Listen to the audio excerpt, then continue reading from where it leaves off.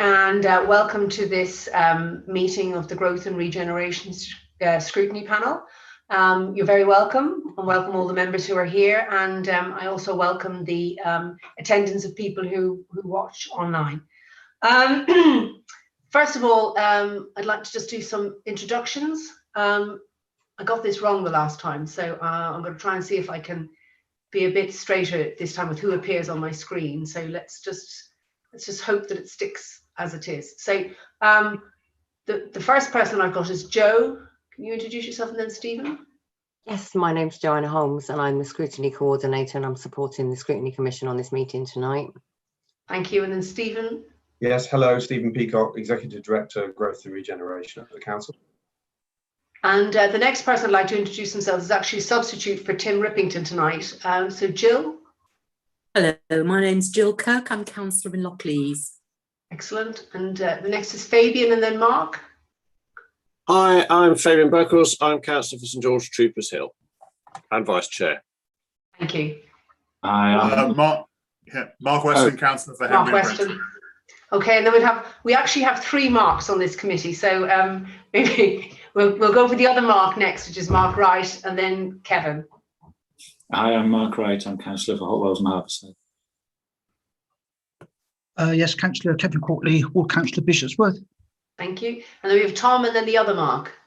Tom Brooke, Councillor for Bishopston and Ashley Down.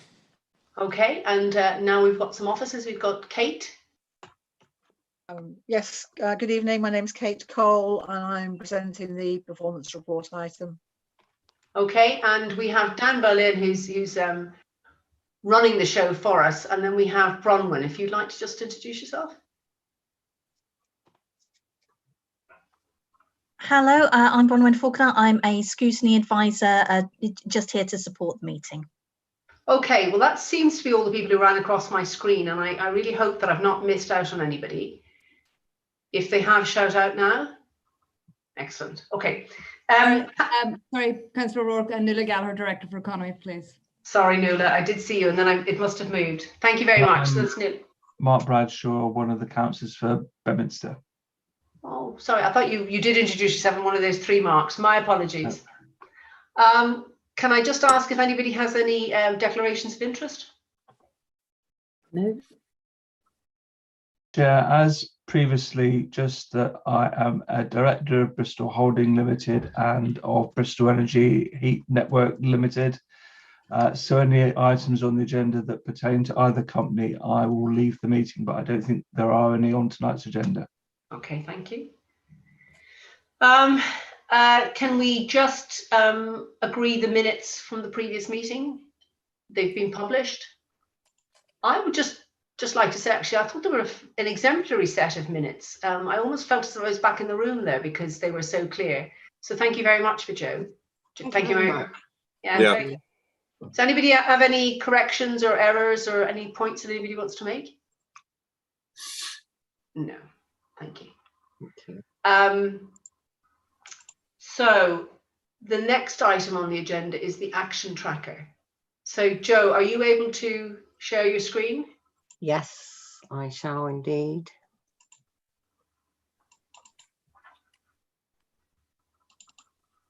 All right, can you see that? Yeah.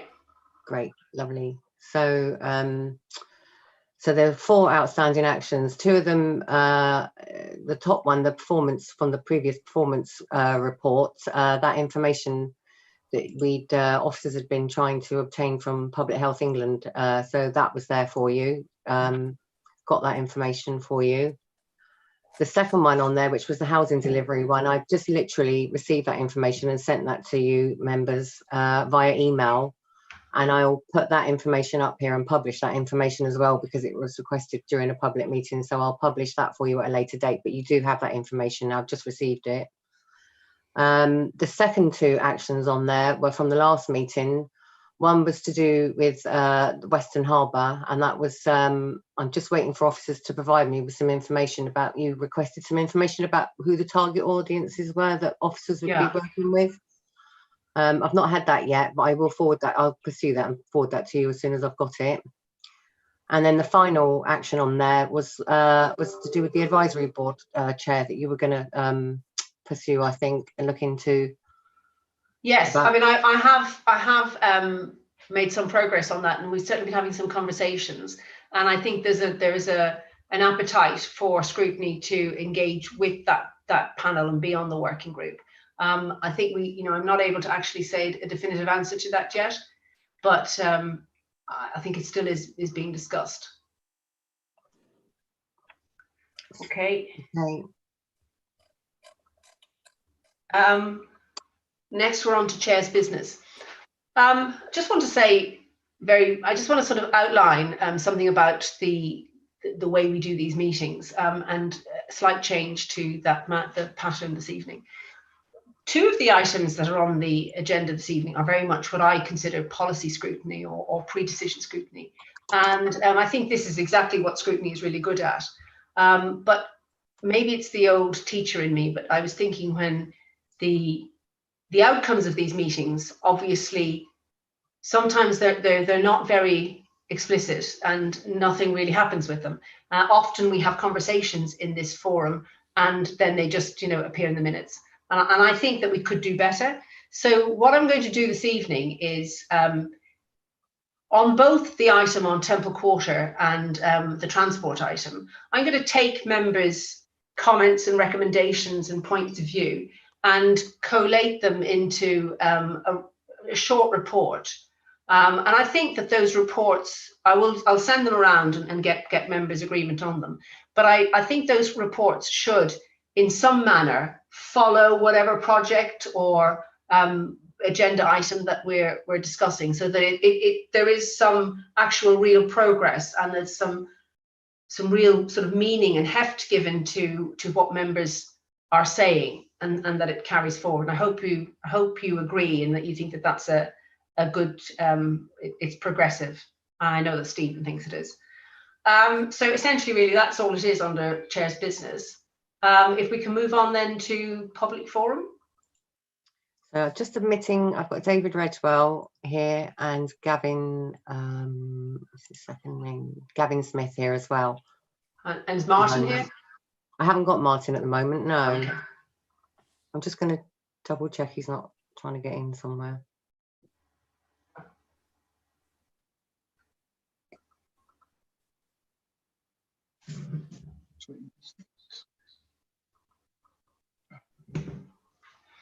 Sometimes on these meetings, I just storm through like a train. So, we are going quite fast already. And I think if we've just got two members of the public here, I think we'll indulge them with a bit of extra time. Mm. Okay, so yeah, David was first on the list, I think.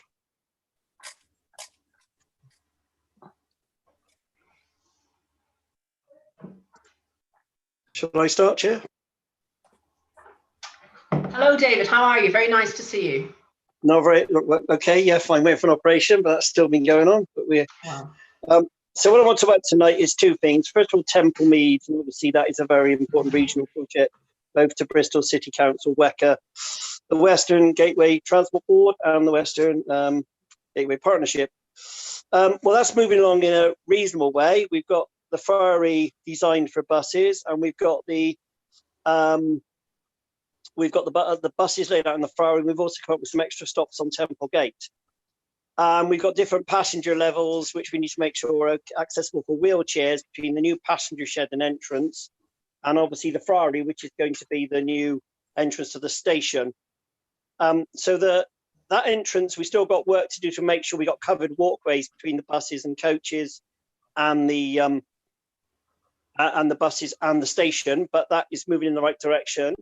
We've still got to work out the waiting rooms, the refreshment rooms, the upgrade of the station. It's very, very old grade, one-star listed building, but the station is not really fit for a modern day European transport interchange. On the eastern entrance, we've still got problems.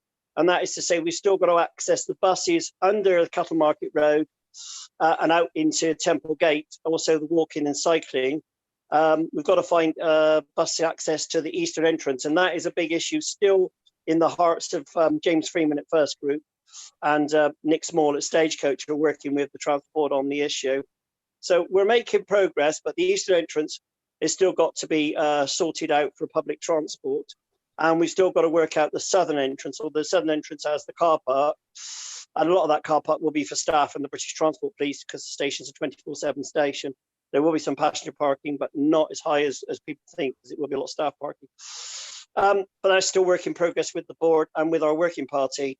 And then we've got to accommodate the light rail scheme or the metro scheme of the mayors, and we're hoping that'll go on to the Friary, but that's got to be designed into the process. So that's Temple Meads. And then on the other transport strategy day, I was a bit concerned. Metro West is fine on all plans. I read them through. Then I was a bit shocked to see allocations of park and ride sites in South Gloucestershire in the Bristol strategy.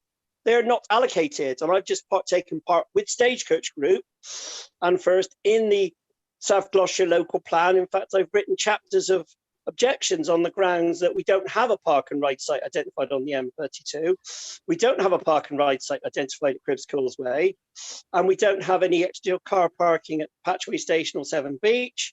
We don't have a plan for the Sevenside area for public transport, or a metro bus from South Bristol to the Sevenside area that Stagecoach wishes to produce.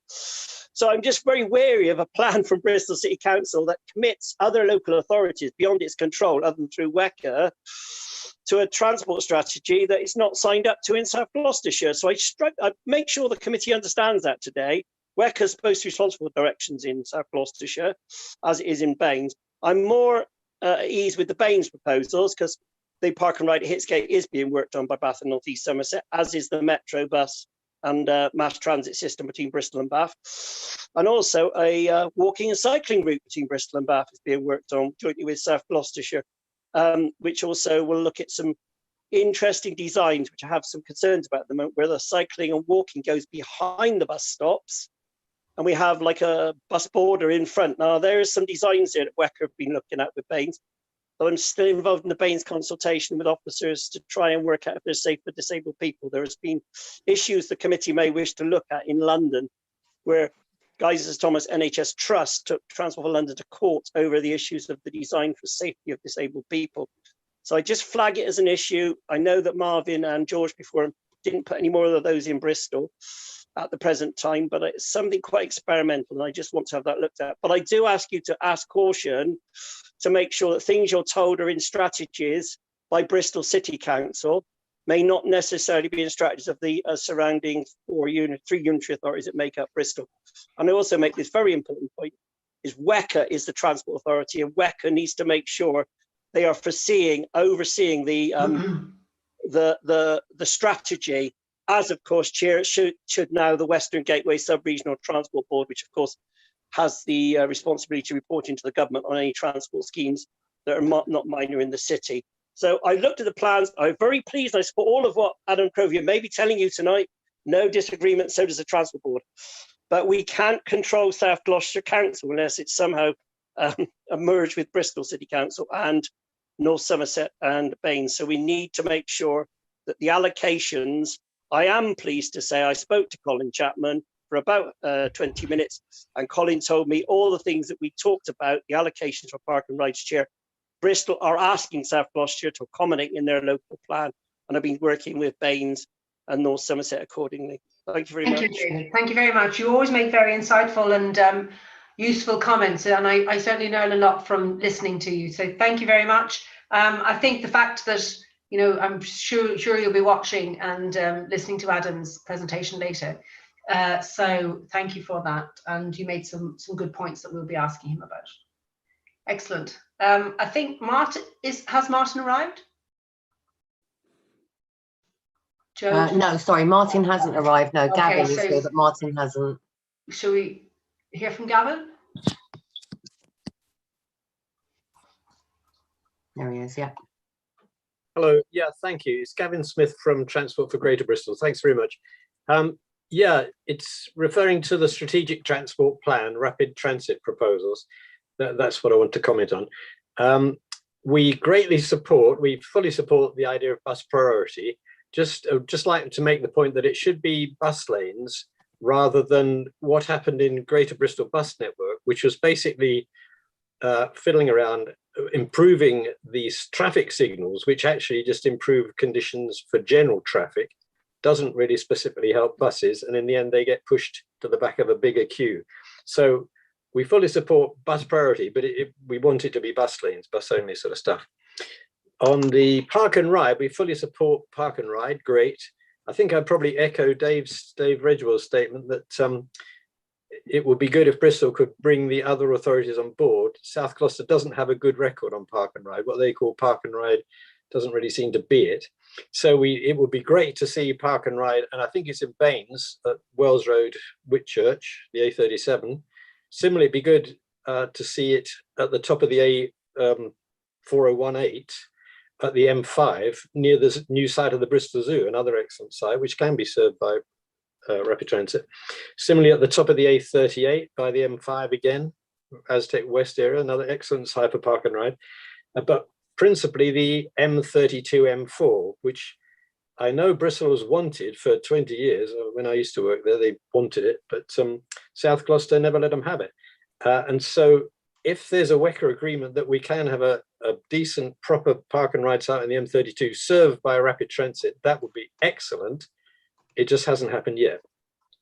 On it seems at the moment, correct me if I'm wrong, that WECA, Western Gateway and Bristol City Council, I think in terms of bus rapid transit and calling that rapid transit, a sort of a bendy bus thing, we don't, as a sort of an interim temporary measure, that's okay. That would be brilliant, for example, from an M32 park and ride, that would be brilliant. It would be very good. One of the things we like to push for is this service from South Bristol to Sevenside employment, and come to that from the Avon Ring Road and East Bristol to Sevenside employment, you know, a sort of a bus rapid transit would serve that very well. But bus rapid transit isn't a long-term, it's not real rapid transit. You'll probably be aware that Swansea several years ago had an equivalent system in about 2010, and by 2015 they'd got rid of it. It wasn't, you know, they'd gone back to buses actually.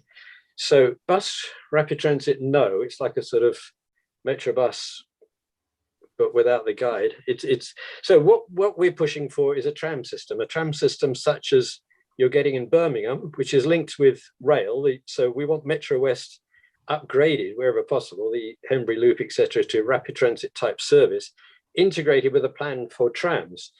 When you look at Nottingham, Sheffield, Manchester, Birmingham, as I say, Edinburgh, and soon Cardiff, they are getting trams.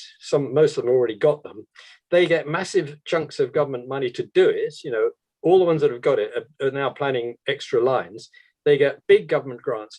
If we plump for bus rapid transit, Bristol will remain in the very much second, third league.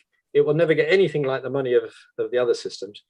And it's just not rapid transit. It's, if you go to France, you go to, you know, sort of Eastern Europe, go to Germany, Okay, trams are where people are at. Okay, so have I got to wind up?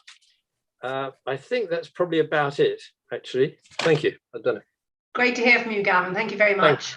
Thank you. And you remind me of the fact that they introduced a tram system in Dublin a few years ago, and it's a huge success. 34 million journeys a year. And I've been on it. It's good. it is good. It's called the Lewis, which means light. Yep. Okay, I think we're done. Thank you very much for your contributions. I hope that you stay on and watch the rest of the conversations on YouTube. So we're now on to the item number 8, which is the performance report for Q3. Is Kate? Yeah. Yes. Yeah. I share my screen.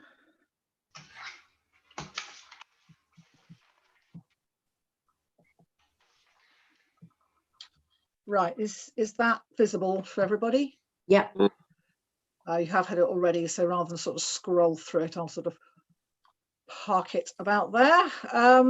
So this is the Q3 performance report for this commission. Headline summary over the last report. We've now at the point of having 56% of your suite of measures are on or above targets, and 47% are in the either sort of doing the same or better than this time last year.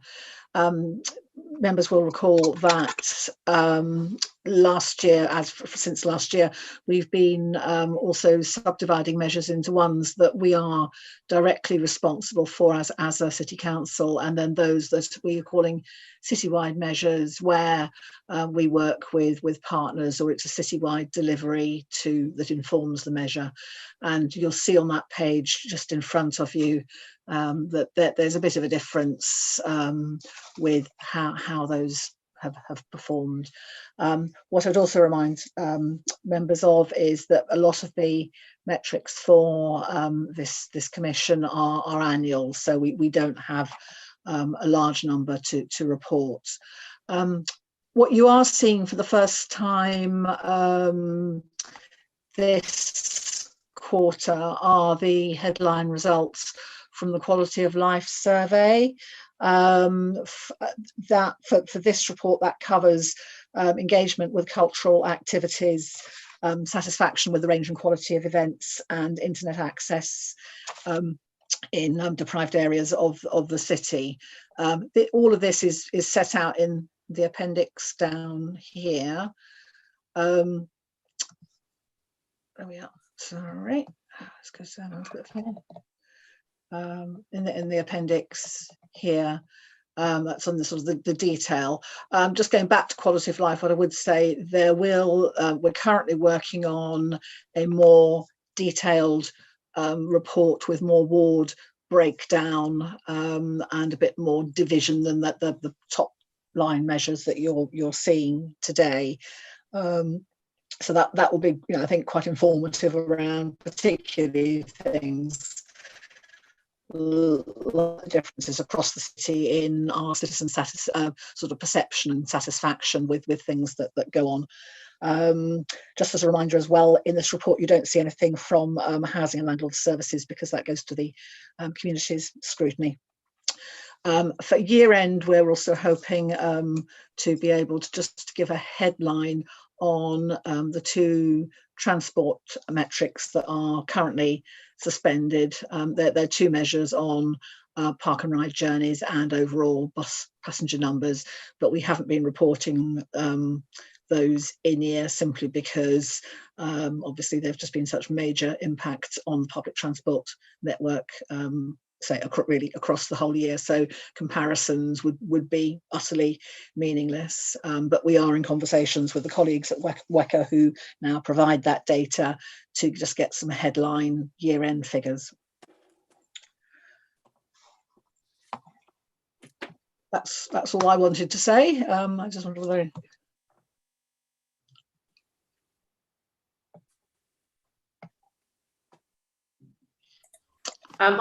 thank you very much, Kate. I'll take questions from people. I've just got a bit of an issue with the electronic hands. So I think, but there's a small enough group here today, so if people just put their hand up, I probably think that's probably the best way forward. Has anybody got any questions on that?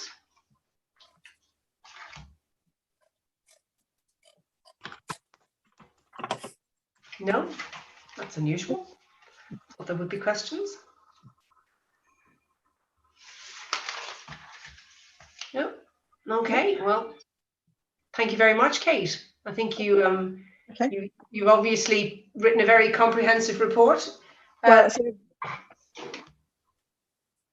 happy to take any, if there are any follow-ups sort of once people have had a chance to read it all through, then we're quite happy to pick up on that. Okay, no, thank you very much.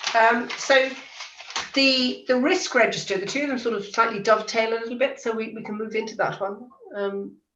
Stephen, are you going to talk to? Well, I can provide a commentary, and there are a couple of things that members may wish to maybe more productive. I take questions. I mean, I wasn't sure what you might be interested in discussing. Obviously, a report. Yeah. If people want to ask questions or make points, I'm happy to deal with them. Okay. Do we have hands up? I'm being very polite here and letting other people go first. And is Kate still here? No, she's gone. Okay. I think I might have missed my. I think I might have missed my my chance there, because I did actually have a few questions myself, but I thought everybody else was going to be going first, so I didn't quite get to them. Maybe it's a question Nuala could answer, but I'm not sure. The question I had was about housing delivery, and it's a very academic one, which is about, I can't really understand why the in the different quarters. I always find with housing delivery, it's very hard to understand as an outsider just looking at it, that, you know, in some quarters you've got data not due, and then this is FI1. So you've got, when you look across there, you've got data not due, then you've got, you know, a number of 1,300 on a red, and then you've got not applicable again. So I just don't really understand why it is like that. So can I mean, it's probably better if I think every source is sort of published, as it were, in the definitions. I think we probably just need to share that again. I think from the sounds of it, Councillor O'Rourke, it's, you know, I won't try and remember all the sources, but I do know that they exist, and we've probably put them into the annual report, but we probably ought to pull that out as a note to this report, so you can see exactly what the source is and what the dates are. It's this question that I also have to be reminded of the answer every time I look at it. So can I suggest that we pull out the source and we circulate that and add it as a note to each subsequent quarterly report, but we could circulate that after this meeting if that would help. Okay, cool, great. And then on the risk, on the risk register, I mean, I don't know if do you want to.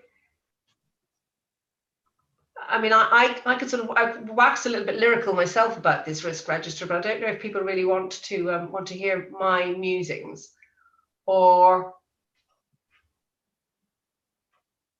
do you have other questions? If I may, Councillor, one thing is worth noting is the council's move to a new risk system, which is it's called Pentana. So we're on a bit of a transition in terms of how we capture, record, and talk about risk. So some of the reporting peculiarities or, you know, wrinkles that you might feel in terms of what you're looking at and how it's being presented, I think our lead on risk, Jan, is working hard, and we've just literally yesterday, in fact, as officers, had our first teaching on that new system. I do believe the way we talk about risk will get better and more consistent. I think the specifics on the 28 that have been added, I'm happy to talk to those if you like. I think there's a relatively straightforward narrative to each, but again, that's the content, not the process. So I'm happy to have the conversation if that would be of use. Well, I think it is. I mean, I think it would be. It's yes. Yeah. So on the so if I think there were 3 critical risks that score 28. There was long-term capital projects, there was the affordable homes, and there was the income targets. And I mean, I think again, it's about, sometimes it's the philosophy of risk. So if you know something is highly likely to happen, you'll score it, you know, as the high likelihood, and then the impact clearly is whatever it will do to you as an organisation. In the case of the council, obviously, those are all 3 priorities. In the case of the capital projects, again, it was in a previous quarterly report. We were very clear. Bristol Beacon was the big significant project risk within there. So that's predominant. That was the predominant reason why the capital projects was such a high risk. It was in one of the would have been a previous quarterly report as a narrative. Obviously, that's now fully, as it were, fully come out into the public. So we don't need to go over that because it's all there in the papers. But so that's why that one was there. And I think it's also fair to reflect also the fact that the Grant Thornton report, you know, is you know, serving to lead us to do a review of how we're working on the capital side. And that's again it's all been discussed elsewhere, but it is one of the items in the report. So the second item is obviously affordable housing. Again, we've discussed that briefly, and I know that Joe has just shared some data. Again, that's a simple question. If you know that the target is X and you're on track to achieve a number that's a lot less than X, then the risk of failing to achieve it, it's a mechanistic reporting of that risk. Again, it has been discussed, and I know there have been public forum questions and other things about that item. The third is, of course, I would have thought self-evident, which is the loss of revenue to the council as a result of COVID and the big impact. So those are the big ones, and they've slightly been tweaked in terms of how they're captured this time. That's, I think, a procedural issue rather than a change in how we see them. But as I say, as a council, we are moving to a much more consistent way of looking at business risk and rolling it up. So I think there'll be more change in how we report these things, what you see going forward. Okay, thank you. Great. I had a question, but I've just reread the information, and I think I've answered it it was about the subsidiary companies, but now that I read the document again, I think I had slightly misread it. So, and it says it's a closed risk, so I don't think I need to bother people with that. Okay, great. I think everybody's getting a very easy run here tonight. I thought there'd be lots of questions about those two items, but there you go. Oh, Councillor Wright, I think, would like to ask a question. Oh, sorry, I didn't see. Sorry, I beg your pardon, Mark. That's all right. Yeah.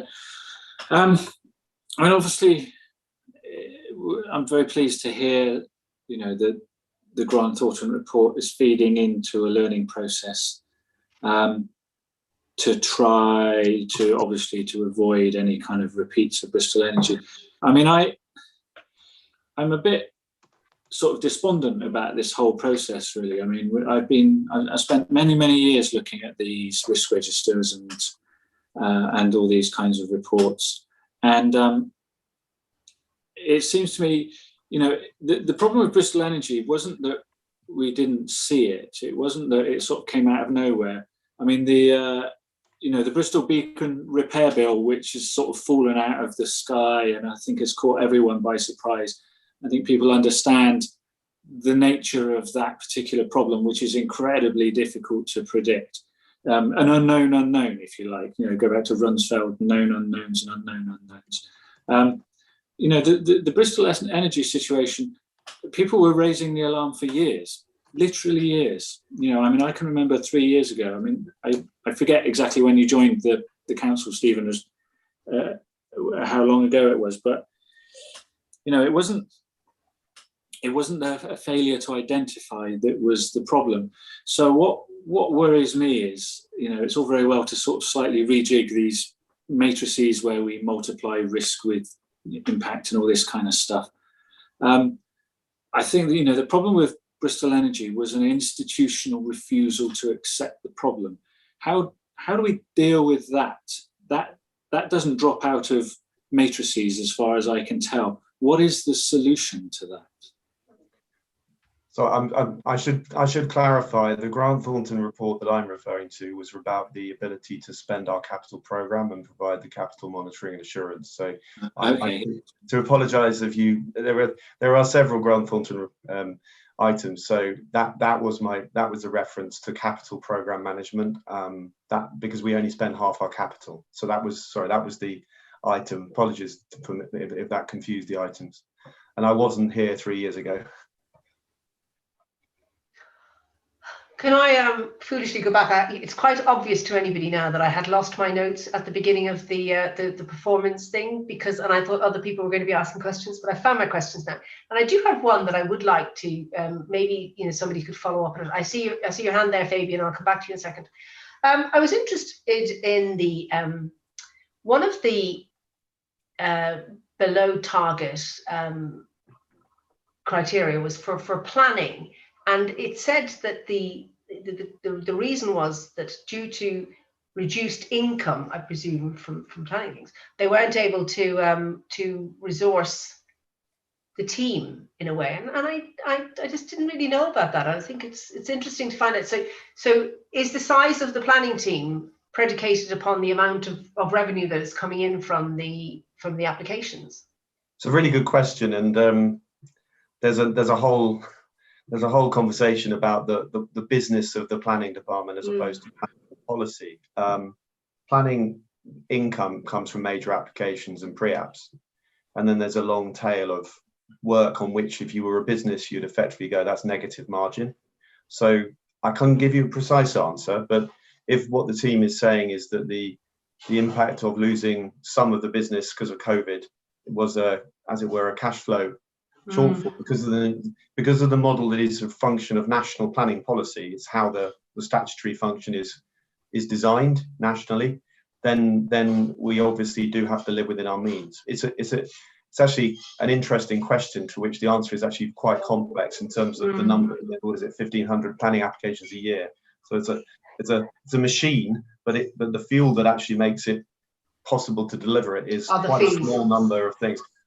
We can give you some. We can go away and ask for a bit more clarification if it's of interest. But it's something we're looking at, not least because of the white paper that's coming that could have a big impact on the future model for funding planning at the end of this year. It's just an interesting point, and of course, obviously, being a ward councillor, you often, you hear from citizens, complaining about things not being quick enough, fast enough, or resource, all of those sort of things. So it's interesting just for people to understand that there are limitations and understand where it comes from. I didn't know, so thank you for that.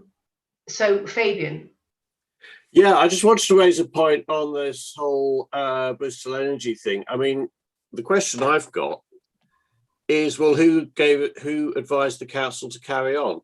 Well, sorry, Fabian, I'm going to stop you there because it's not on the agenda for this evening, and it's not really relevant. I think Stephen has sort of explained. I just wanted to raise that point, given it was already raised by Mark, but Mark raised this. I think that's a rabbit hole that we'll go back down again, and I think that's had enough air, and I think everybody will get very tired at the end of this meeting. So I'm doing you all a favour by keeping us on track here. I'd like to welcome Martin. Martin had said he'd be late. So I just wanted to know if there's anything you wanted to catch up on, Martin, if you had any questions about the performance report or the risk register. Yeah, thank you, Chair. I apologise, it was an unavoidable I knew that. Thank you very much. I did have a question, but I wasn't going to kind of press it in case I'd missed something earlier, but it's actually a more general one about risk of major capital projects. So I think it is relevant if it hasn't been covered, which is the governance of the major capital projects, the structures we create to manage them, which may be internal, may be outsourced, may be arm's length. It's the kind of governance structures and then responsibilities. And then, well, part of the risk is reputational risk, and that's why we kind of get drawn into things sometimes. But what worries me is we've got new big projects coming up, like the heat network, whatever company structure runs that, which I raised a couple of questions in cabinet previously. How will it be managed? Whose interest will it be run in?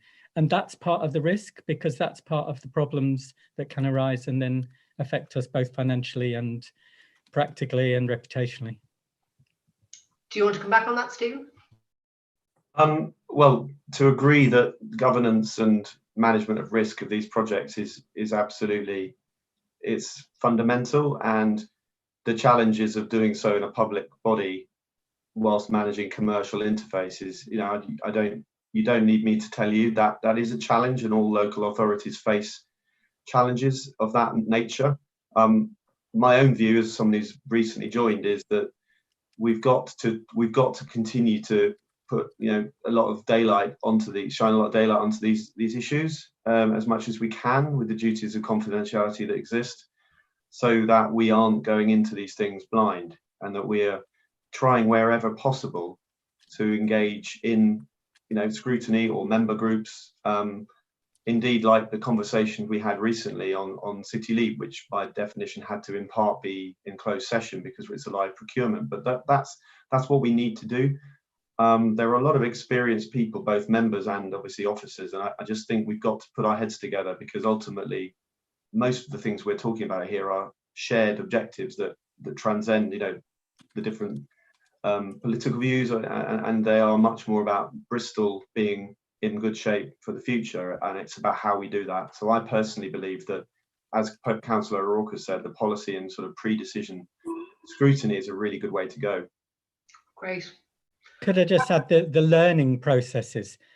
Because there's not only a learning process, there's an experience. And we're coming up to an all-out election after 5 years where there will be an immense loss of member experience.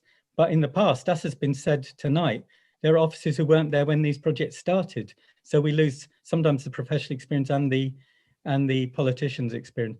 And we're about to come to quite a strict major juncture on that after a 5-year gap, you know, in terms of people gaining some experience from past projects. So is that in the process to deal with that? To learn? Well, I might just reiterate what I said at the beginning, because you weren't here, because what I did say in the chair's business was that the next 2 items are what I consider to be policy scrutiny. And I'm going we're going to take note of what members are saying, and the comments and recommendations that are made now, I believe, should follow through whatever project or development it goes forward. And actually that sort of is a good segue into the next item, because, you know, I'm hearing people talking about management of risk, and that goes back to what Stephen has often said in meetings, which is, you know, there's always risks and benefits, and it's about managing those. And we've also had some recommendations about members having, you know, really good training and understanding. And so I think the next item is hopefully going to be really, you know, the dialogue and the conversation around it should be really useful to the administration, and it should cross over what Martin is saying about the election. If new members come in and new officers come in, I would like to see a process where scrutiny views a policy, comments on it, and those comments are somehow follow it through the rest of its journey, so that we do capture them, and we don't have a system where people come to these meetings, say a lot of words, and then they go into the minutes, and, you know, nobody can follow that through. And that should be an iterative process. That's the way I think it would go forward. So, I mean, I don't say that tonight we have an absolute home for these next 2 items, but certainly there is a willingness to work it forward. And I think it is all about making scrutiny better, and it is all about the city, and it's about making sure that members understand the risks and the options, and you know, all of the way that we can move the city forward in a very sort of quick changing way that we're doing. So this first item, excuse me, about, you know, I hope you all had an opportunity to read the Deloitte report, where over the next half hour we can have a real understanding of what the options are and what the benefits and the risks and the pros and cons of all of them are, and have an opportunity to question those. Your comments will be noted down, and as we go forward, officers and the administration can take those comments into account when they're making further policy decisions on this. And I think that's a good idea. So are we handing over to you, Colin, for? I think perhaps if I just do one small introduction, just so people can be sort of very clear where they are on the map, as it were, of Temple Quarter, which is an enormous topic. You'll have seen, obviously, the Cabinet report this week. We had previous scrutiny discussions. We now have a member working group. In a number of those places, we've referred to a joint delivery team for Temple Quarter. Colin is now leading the joint delivery team in an interim capacity through WECA, which represents all 4 organisations in that: Homes England, WECA, Network Rail, and Bristol City Council. The group was set up under the auspices of a strategic board for Temple Quarter, which was set up about 1.5 years ago and is chaired by Marvin and Tim Bowles. This piece of work we touched on briefly in a member working group, but we think it's a vital piece because it is about what the joint delivery team might become, and it's essential that we're clear about what that could look like for a multi-decade sort of term of this massive regeneration. So James from Deloitte is here to talk us through the paper, but it's the context is, you know, it will be the way that a lot of the work around Temple Quarter can get delivered.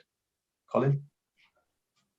Well, I've not really got too much to add at this stage, Stephen, to what you've just said by way of introduction. So I think if we hear James going through the slides, and then we can open it up for discussion, Chair, if that's okay. Could I just ask, does somebody have the YouTube video going or something? I can hear a whistle. I don't know if anybody else can hear it. I can hear it as well. I'm not sure where it's coming from. I can hear it, but I'm not sure it's coming from either. I've just stopped. The guilty party has taken some action and it stopped. James, you're very welcome. Thank you very much for coming along this evening. Looking forward to hearing from you. Thank you very much, Chair. Good evening, everybody. My name is James Graven. I'm a partner at Deloitte in Deloitte's real estate team. As Stephen mentioned, when the joint delivery team was set up, I guess it was early autumn last year, one of the things they were starting to consider was the longer term options for a programme on this scale in terms of delivery vehicles or routes to bringing a programme of this complexity, scale and variety, how you can bring it forward. So we were asked to sort of support the team and the partners on some initial thinking around that. And the initial work was simply to start to gather some examples and evidence base of the sorts of models that other public bodies have adopted over many years, and some are currently in existence now, around delivery vehicles. And that's predicated on the assumption that the approach going forward will be very much one of a public sector-led approach to the regeneration at Bristol Temple Quarter, rather than just simply leaving the programme through to the market and hoping and watching it come forward in a much more piecemeal way. So what we've done is looked at a number of examples that are out there currently, and we can discuss those in forum. Now, it's one of those areas where there's lots of overlaps, there's lots of similarities, there's lots of sort of loose language about different vehicles and what they're described. And broadly, they're generally tailored to specific local needs, but we've collated them really into sort of 5 main groups, which we can work through. First of all, there's development corporations or development companies. Secondly, there's the concept of mayoral development corporations. Thirdly, there are then what can be known as strategic partnerships, where the public sector and maybe one or more public bodies get together with the private sector to create a partnership to take something forward. There's corporate joint ventures. And also there's something which a number of local authorities have adopted, where you could loosely call it as a local authority sponsored company to bring forward regeneration or to attract and facilitate investment locally. Now, a number of those vehicles do have some similar characteristics, but in the paper, if we start with the concept around development corporations, and there are a number of different features of the different types that are currently available in statute and available to local authorities and indeed regional authorities. The first I'll start with is what's known as the mayoral development corporation. And that concept has been probably in statute now for just about 10 years. And in that 10 years, there's only really been 4 set up across the UK. The first 2 were set up in London, the first being the London Legacy Development Corporation on the back of the London 2012 Olympics. And the second was the Old Oakham Park Royal Development Corporation. So both of them were set up in London for different reasons. Both have extremely wide powers. They have planning powers, both plan making and development control. They can assemble land. They have compulsory purchase powers. So plan making and development control resides there. The important feature to note, however, in both those mayoral development areas is they have multiple local authorities crisscrossing over their red line boundary. So that's an important feature just to be mindful of. More recently, however, there are 2 mayoral development corporations that have been set up in the regions. The first of those was in South Tees in the northeast, and the more recent one was in Stockport within the sort of Greater Manchester Combined Authority area. Now, both of those are different to the ones in London in that planning powers remains with the local authority. And in the case of Stockport, for example, that's been brought forward very much to bring a very much concentrated focus on regeneration in the city centre there, where they're looking to develop 3,000 homes, rejuvenate quite a tract of land there. So different in terms of powers to what's been done in London. So the point I'm really making there is mayoral development corporations can be adapted, can be tailored to suit specific local requirements. The next form of development corporations, which has been around for years and years and years, has been through all sorts of different outcomes, is the New Town Development Corporation concept, which is probably not what we're really talking about here in the centre of Bristol, but it's just worth bringing it to members' attention. that's been largely focused on things like Welwyn Garden City and Cwmbran. There's a number of those around the country. However, it's just probably worth just flagging that more recently, the Ministry for Communities, Homes and Communities and Local Government has been looking at the concept of a locally led new town development corporation. It's probably worth noting that new town development corporations is something that generally has been imposed on by central government to a local area. But what is available now is to have a local oversight authority that almost sits between central government and the local authority to provide new town delivery in a particular area. They don't have planning powers. New town development corporations generally don't have planning powers, but they can have statutory development orders. The next concept is something which some of you will be familiar with potentially, which is the Urban Development Corporation concept, which was promoted heavily in the late 80s and into the 1990s. At the moment, I'm pretty sure I'm correct in saying there's only one of these in the UK, which is at Ebbsfleet in Kent. It was set up about late 2015, early 2016.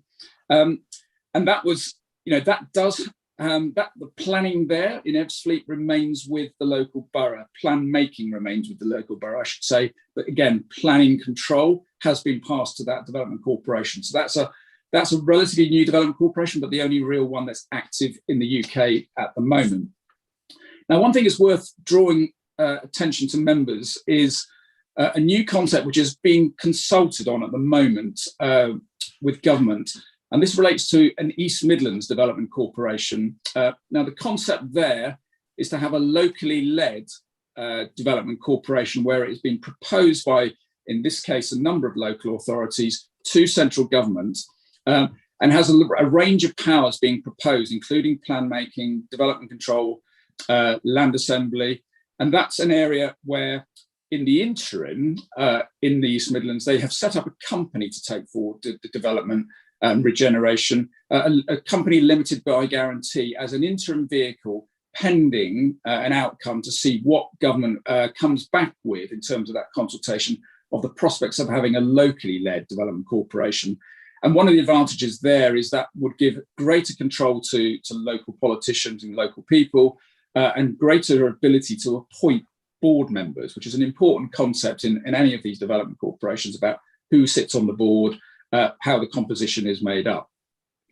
So that's the main forms of development corporation which we sort of have brought forward to the attention of the joint delivery team.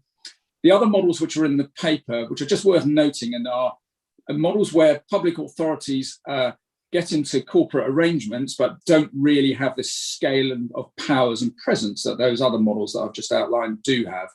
The first of these would be something that a number of local authorities have set up over the most recent years, which is something which I've euphemistically call local authority sponsored companies. So examples would be at Barking and Dagenham in London, there was a company set up by the local authority called Be First. In Solihull in the Midlands, there is the UK Central Hub, which is a combined venture between the local authority and West Midlands Combined Authority. And in both cases, they're looking to bring a greater focus to regeneration in their local areas. Powers, of course, remain with the local authority, particularly planning powers and development control. But these are bodies where you get a greater sense of branding. There's ability to appoint, quite impressive boards with external people brought into there to bring expertise. And those bodies tend to coordinate local investment, combine plans, and have combined infrastructure plans, for example. The next type of example would be what I call a strategic partnership, where a local authority, or perhaps operating with other public bodies, would enter into a partnership with a private sector company to bring forward a shared ambition. So examples would be in Bournemouth, for example, they have a development partnership with Morgan Sindall to bring regeneration, development of a number of public sector sites spread out right across the local authority area. Another one would be in Manchester. There's the Mayfield Partnership, which is a combination of Transport for Greater Manchester, working with Manchester City Council, private developer, you and I.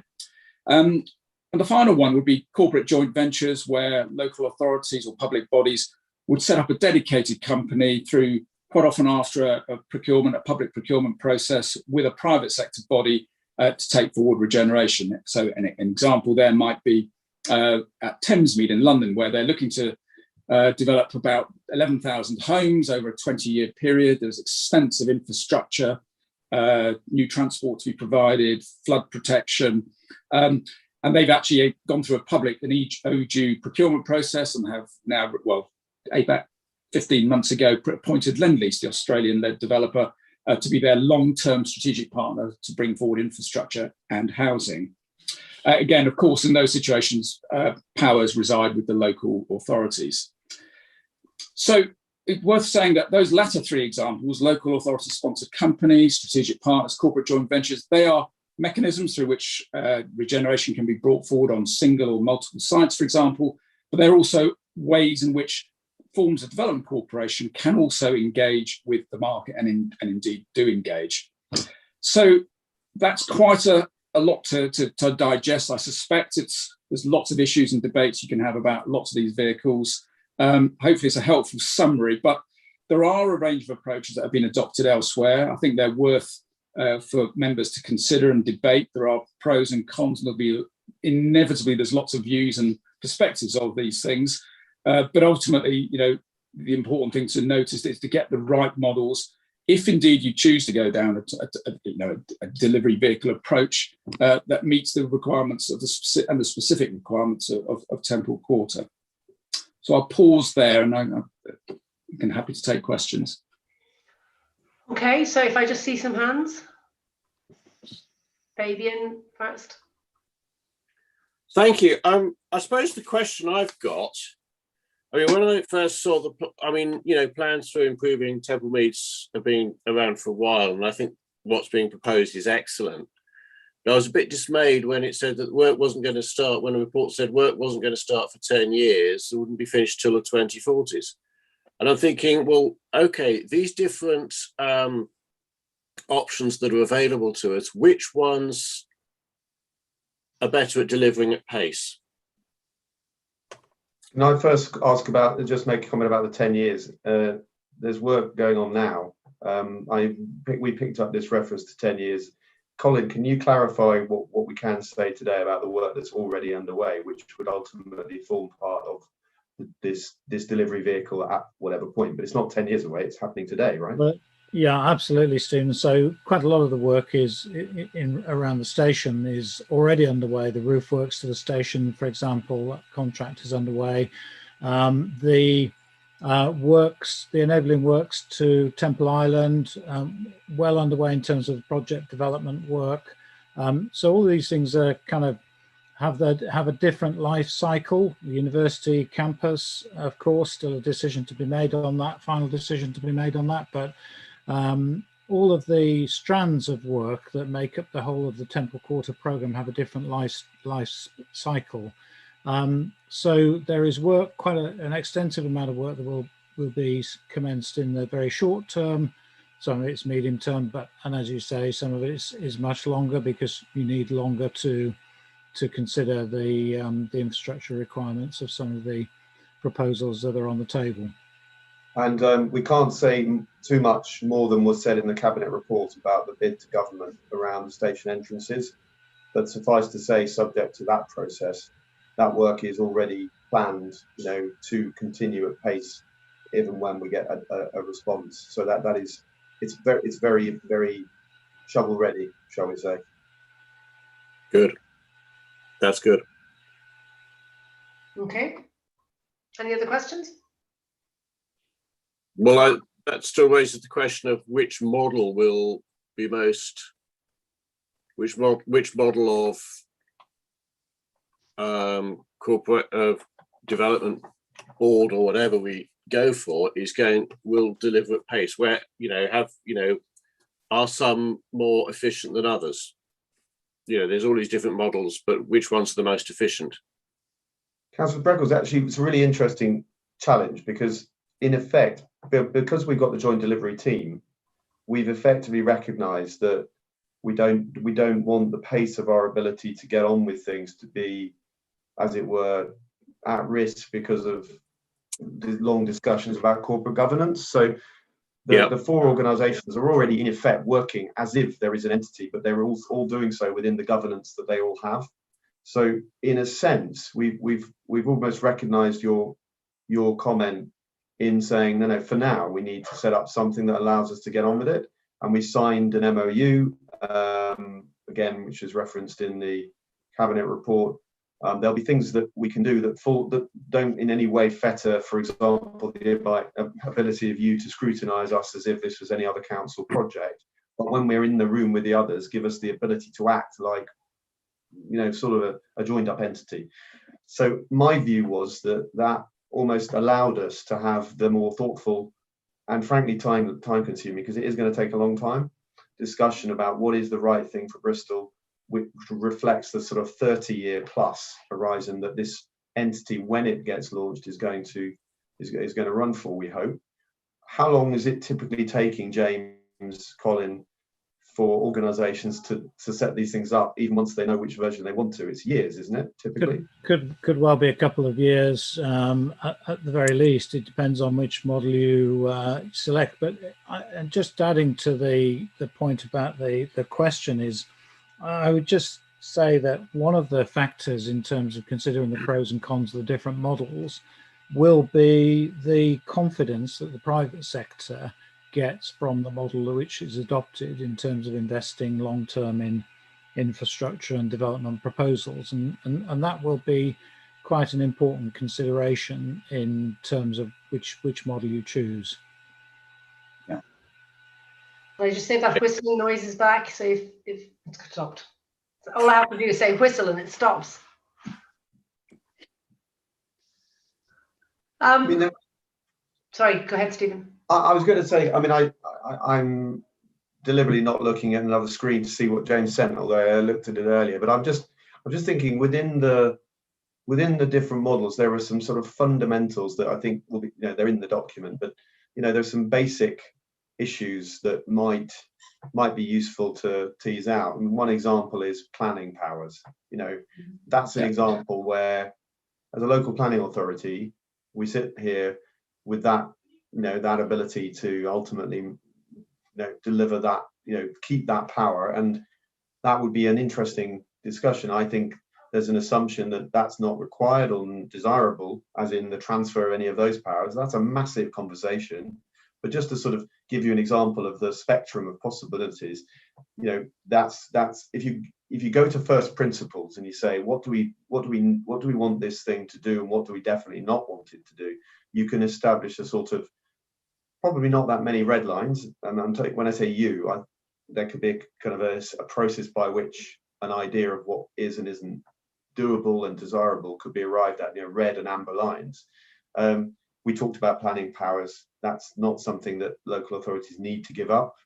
Some have done so in the past. Some have had in years gone by powers taken away from them by national government and passed over to the authority, the new entity. So that's an example of something where, if you're acting in a voluntary capacity, you're saying we want to do this, you are entirely free to say, well, we want to hold on to we're still the planning authority here. The same could be said, for example, for land. The land that we hold, we have extensive land holdings inside of the red line, as it were. Again, the way that we regard the land we hold, we can say it's entirely as it was before. There's no change. We're still the landowner, and we'll have a discussion on a case-by-case basis with the new entity. Or you could imagine a different model. These are all the kind of big pillars of the relationship that we can discuss, because this is the very beginning of that discussion. Can I ask a question? So at this very beginning of the discussion, I think that's very much what this is all about. It's seeing what the options are, and weighing up the risk, the flexibility, the controls, the speed. Those are all very abstract nouns. And a little bit hard to get your head around, because you're weighing them all up. And as I was listening to you, I was just wondering, well, let me ask the other question first. So if we're planning for the next 10 or 30 years or whatever, are we planning to be flexible enough to have many different entities to do different things? So I know at Temple Island, obviously, we've gone down one route, but in Temple Quarter, will there be the one entity, or might there be some, and are we now planning at a broader level? And that made me think about City Leap. And City Leap have these 6 strategic aims that are very useful. You read those sentences and you can understand the ethos, the philosophy behind it. And I was wondering if there's anything similar for this. I think that's a good challenge. I mean, the primary aims of the Temple Quarter overall program, of course, are in the vision document. This is if you like, a vehicle, a tool to do the job. And I think what is clear is that by having something that brings together different parties and binds them into a long-term arrangement, you create certainty, a degree of certainty for the market, for developers, reflecting the very long-term nature of the decision making and the fact that these things typically take 5, 10 or even more years. And the one thing that we need is to be presenting certainty to long-term investors. We could, I'm sure, take away a question, which is what would the 3 or 5 or 6 things you'd be wanting to be able to say about the entity? Why do you need it? What's it bringing to the equation? And you can look at that from the perspective of an investor, a developer, a landowner, a citizen, a politician of Bristol City Council, national government. Essentially, that's what we're trying to do here. We're trying to sort of make sure that when we do this, look at it from all those angles, because they all matter. Yeah, at the moment. Well, I mean, it's not going to be black and white. It's all shades of grey, isn't it? And ultimately, we as members, and therefore the citizens, are trusting a group of experts who, do all their due diligence and then make judgments. James, is there anything you can add about the practical lines, and what are the things that these arrangements do in terms of advantages, disadvantages? Is there some way of the discussion has pulled out a number of those. I think that you have this difficult challenge of giving confidence to the private sector in terms of the ability for this program to be taken forward with certainty, and a lot of these vehicles are set up therefore for the long term, 10 plus years potentially, because that gets past political cycles and who knows, economic cycles and so forth. So you get certainty of a body of absolute delivery focus. There's also the Stephen was touching on there, confidence with central government here, and obviously there are significant funds potentially available to be sought after for, there's not insubstantial infrastructure to be provided in certainly around St Philip's Marsh, for example. So having a body which gives government the confidence that a body will be in receipt of those funds and steward those funds to then client the execution of that enabling infrastructure will be really, really important.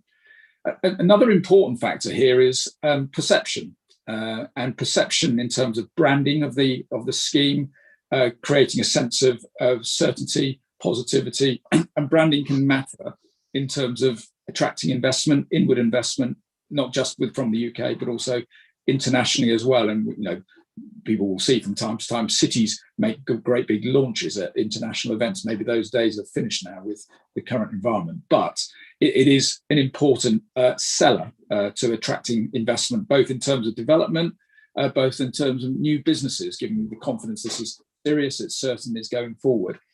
And then there's important considerations about planning is obviously a very, an important local matter, but you don't have to give up planning. There's development corporations that absolutely don't, and they're working very well. And importantly, have a really open, really clear, strategic, symbiotic relationship between the delivery vehicle and the local authority. They're working hand in glove, shared aims, shared ambitions. And that's really important in terms of demonstrating how things are going about to the external market. Because if the perception is it's all a bit of a muddle, it's all quite complicated, they're all in dispute with each other, things won't happen, they won't come forward. And I would say it's worth also noting, when people talk about delivery vehicles, they quite often fixate on physical development, and it's not to be overlooked the importance of having a cohesive socio-economic program as part of these, what these delivery vehicles can take forward in terms of how they present opportunities to the market, how they encourage apprenticeships, how they encourage job opportunities, particularly for local people, for disadvantaged groups and so forth. So it isn't just about the physical manifestation of an area, it's also about aligning the physical with the social, with the economic. So it is very much horses for courses, but the important thing is having a vehicle which emphasize, should you choose to have a vehicle, you don't have to. It then obviously puts the emphasis on the council and WECA in terms of how it may steer and promote and oversee this development. But if you were to take forward a vehicle, it has a very large and extensive and complex programme here, not least, of course, the land assembly. You do have land already in your control, but you don't have it all. And there's a significant land assembly task to be done here, which you may take the view that's easier done through a separate organisation with its own board. And then touching on Councillor Breckle's point, whereby there is absolutely sole focus on developing this area. That's the only thing they're doing. They're completely razor focused on that, and they make sure that happens. They're not having to manage lots of other matters as well. So that is one of the advantages of having clear decision making with a skilled board brought into play, with representation from local democratic bodies on there, but bringing the right skills from the private sector and from the public sector to actually oversee and again give confidence to central government, to private sector, and indeed to local citizens as well. Okay. Martin, do you have your hand up? Thank you, James. Yeah, thank you. Yeah, I've been waiting to speak for a while. Right. When I first saw the report, I was quite interested because I've lived under a new town development corporation in its early, more optimistic phase and in its later privatisation sort of ready phase. And I lived in East Bristol when the Urban Development Corporation was imposed and built the Spine Road, which it basically told the council had to be put in the local plan. And so I've worked with some of these bodies in Milton Keynes and so on, but until the actual little chart was added into the revised paper, I was pretty aghast at the fact we were being given these little case studies, I'm sorry to say, without any context. And what's come out in the discussion is helpful because it shows why we need to have a process to assess what we could or should do and what the pros and cons are. But we weren't really told that. We were just being given a bundle of case studies initially, which worried me. So I think there are a lot of things we do need to assess, and I'd like there to be a process for working through those, but I don't feel we have it yet. We've had briefings on Temple Quarter, we've had a visit to Temple Meads, but we've never had a process where we discuss what we're trying to get out of this in terms of a joint scrutiny body. And to me, there are a whole series of issues alongside, but way beyond planning powers, which has been mentioned, and land assembly, which has been a sort of process of public land assembly for years. There have been lots of public land assembly bodies set up to bring all the pieces of land together for years, haven't there? But what we need to know is the objectives we've got and the sort of outcomes. So is there an objective of public investment, in which case is the cost of capital going to be different in these different models?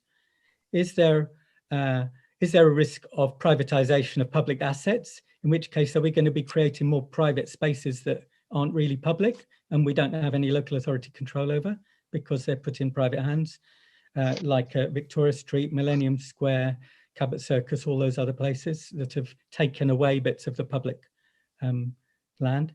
And will there be an appropriate governance process that actually involves local people as well as investors and developers? And certainly we need this long-term view, but I'd like to know how the different perspectives will be brought together, how they will be balanced. It isn't just about confidence and markets.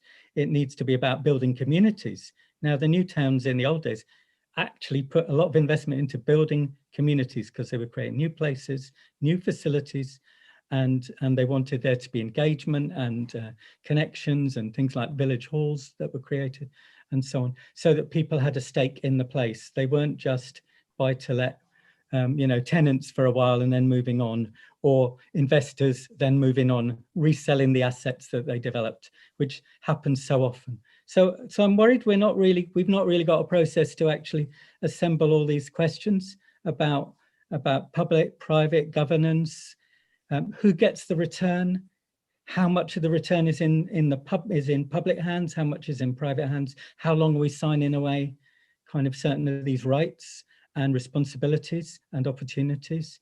Because yes, there can be lots of development, and yes, it will take a while, but there have been these processes before, including St Philip's in the Urban Development Corporation. Okay, a lot of really good questions there, Martin. Stephen, and I think both Stephen and Colin want to come back. So I think I recognise a lot of what you've just said, Councillor. I think the imposition of a development vehicle in the past is clearly in the past, but funnily enough, I read the NAO report, or whichever the organisation was who wrote the report on that corporation. It's a very different world now. We're actually saying this is something we do because we want it. I say we, I mean you, collectively Bristol wants to do something. So we've started a process, this is the very first conversation. You've seen, ground zeros type information. The reason that, by the way, the information didn't have the material you've referred to is because I think we were taking what was effectively an internal document, and I think I was not able to get to the draft in time, so I corrected that with Paula's steer. So apologies for that. It wasn't the intent. The intent is to have exactly the conversation you're asking for, and the process of taking time before we get into whatever the vehicle is. It's as long as it takes, which is why we have joint arrangements, interim arrangements, until such time as the council is ready to step into that next model.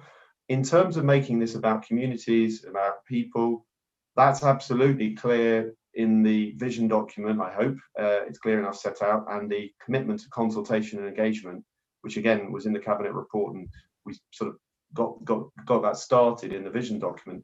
We've said over the next 12 months at least there will be a series of discussions with communities, with businesses. Indeed, there was a round table with some businesses in St Philip's Marsh last week. I think there's another one this week. I don't know, Colin, if that's happened, but Councillor Beach led that with the mayor, and I think that is the commitment.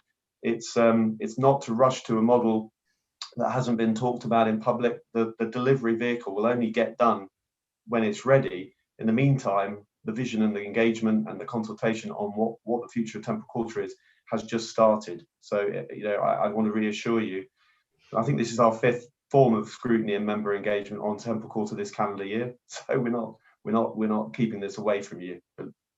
I think what I would add to that is that we are at this evidence gathering stage now, and we are about to begin that process of looking at the pros and cons of all these vehicles, looking at those lessons learned from the kind of vehicle that you've outlined, Councillor Fodo, the new towns and the UDCs, and considering the appropriateness of all of these vehicles in a Bristol and West of England context. That's a job we've now got to do. And I think, as we said in the cabinet paper that was discussed on Tuesday, we have set up the Temple Quarter Working Group under the joint chairmanship of Councillor O'Rourke and Councillor Beach.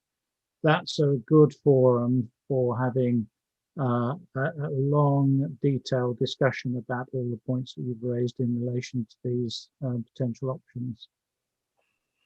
Thank you for that. Could I just say what would have been helpful was to bring some of this kind of knowledge and background and sort of other things going on together first, and then show us that it's all happening, because that isn't evident in the report itself.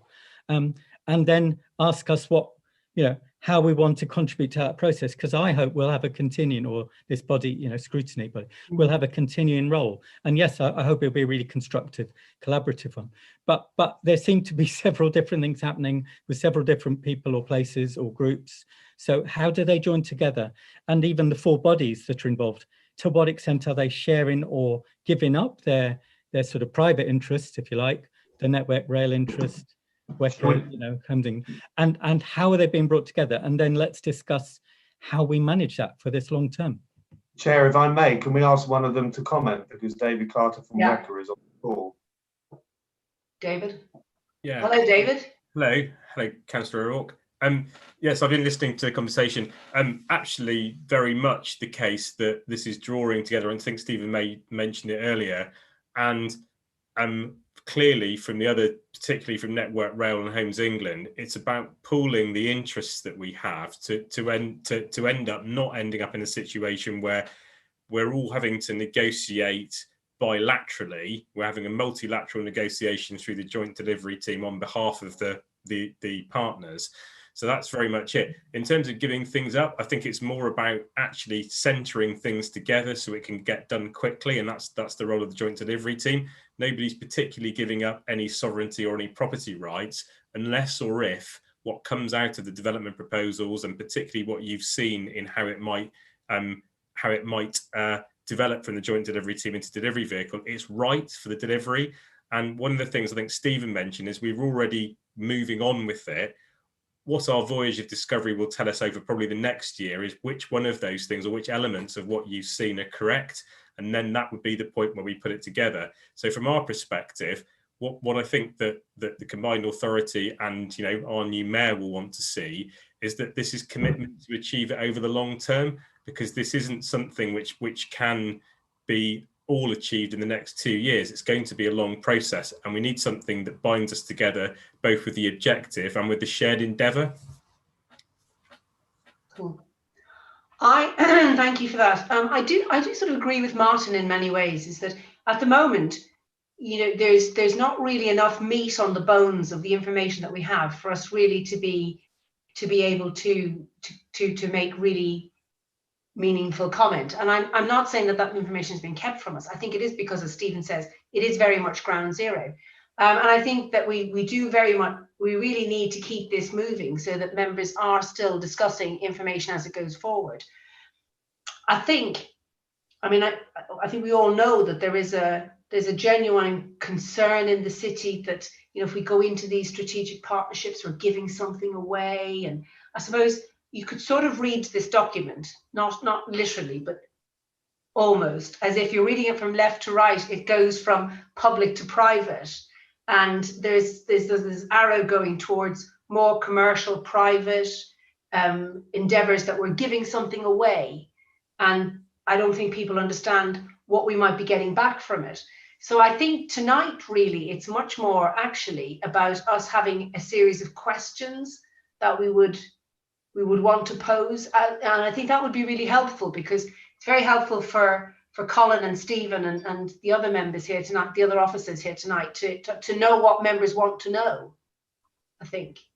I really welcome that. Almost, there is no question that shouldn't be being asked at this point. And it's, if we could sort of invite any, after this meeting, any questions, just fire them at us. And we can build a log, because those are the questions that everybody would need to feel that they could answer. Yeah. Yeah.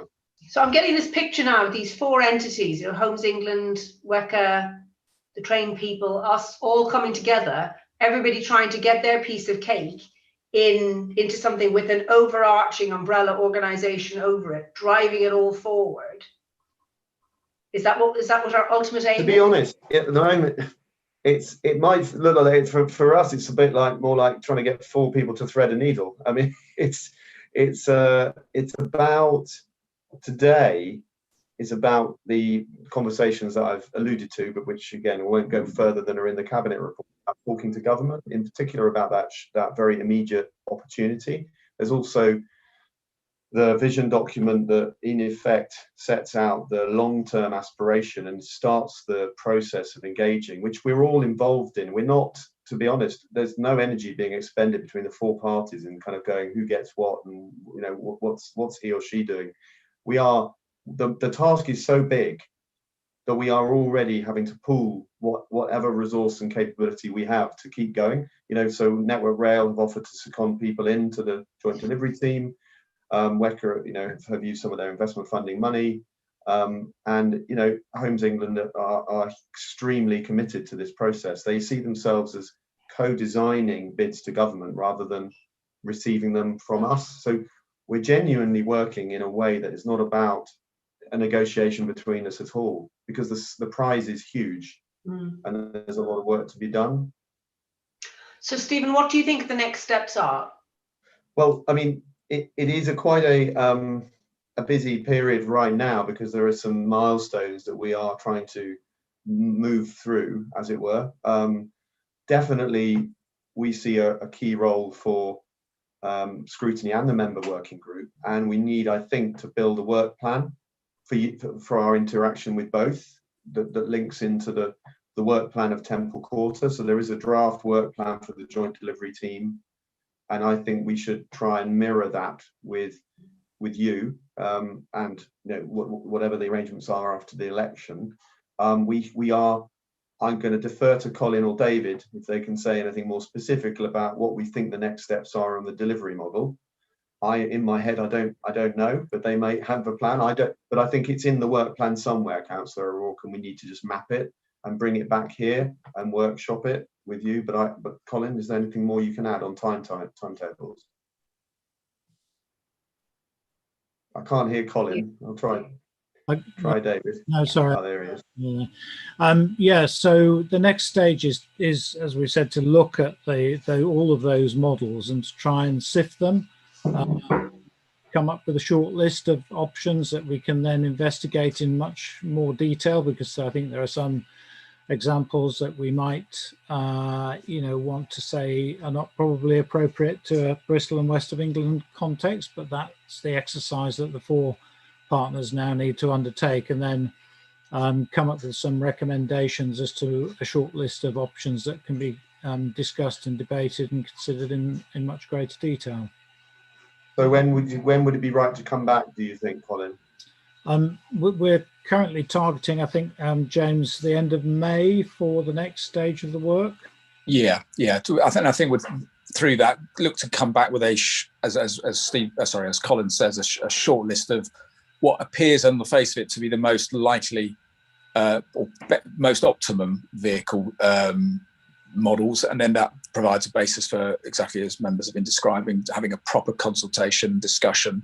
But I think all of that would be best informed by, exactly as Stephen described, the questions, the issues as a starter. But it doesn't need to be rushed. It can be all factored in. There's probably going to be a lot of views and issues to be debated and concerns to be addressed.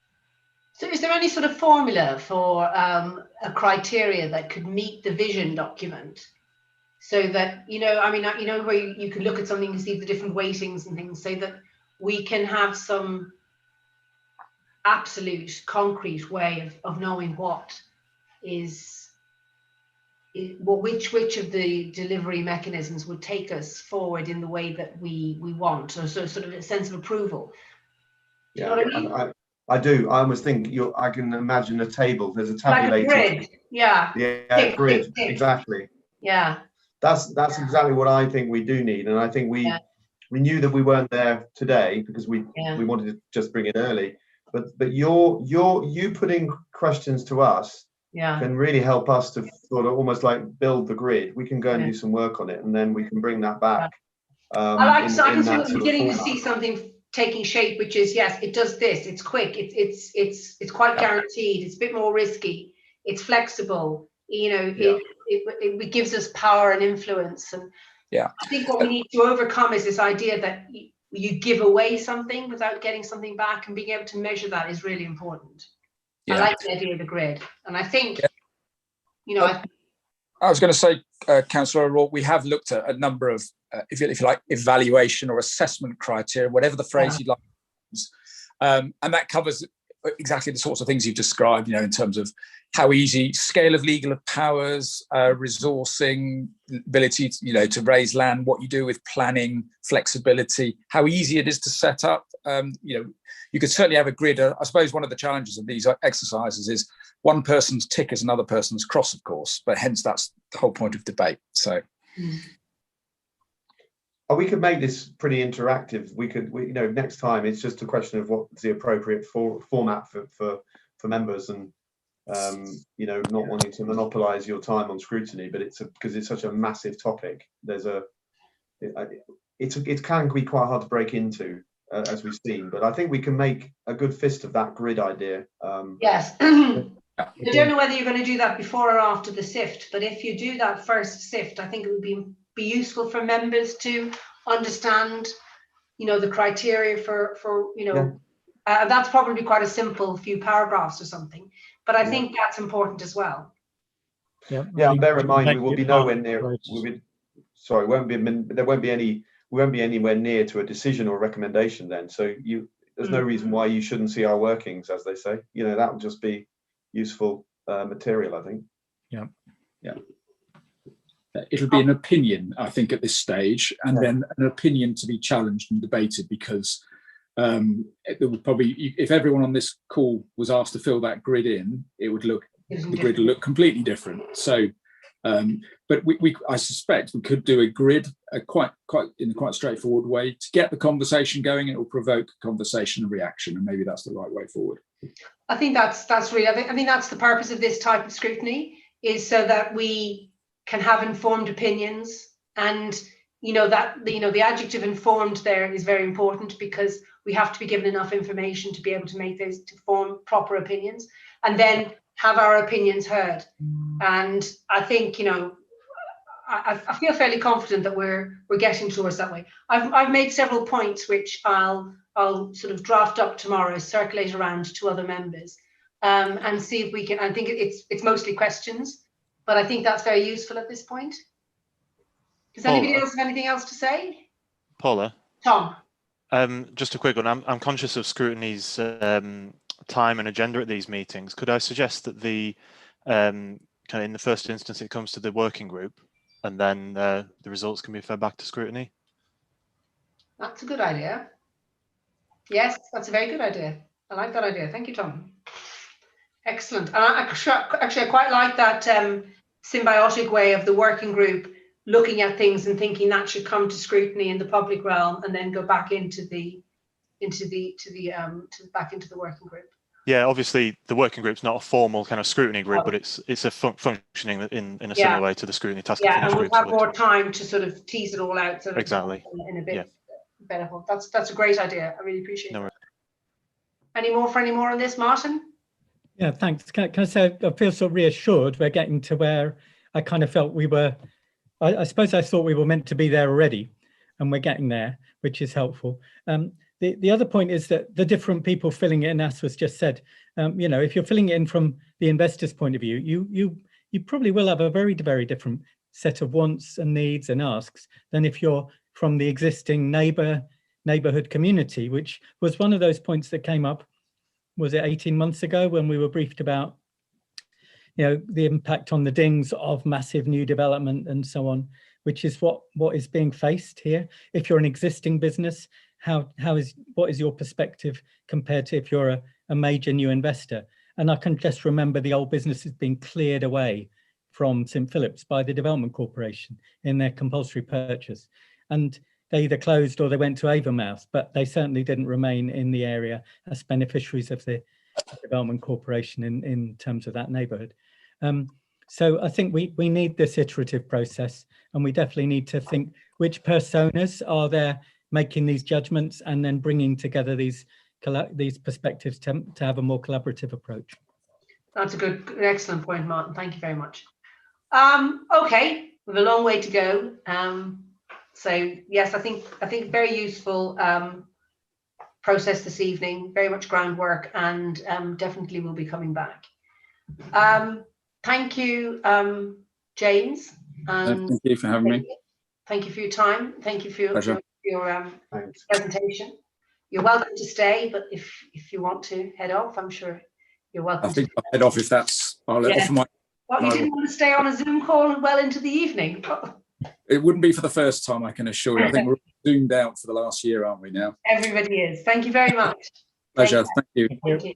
Thank you all. Bye now. Excellent. Okay, so now we're on to transport.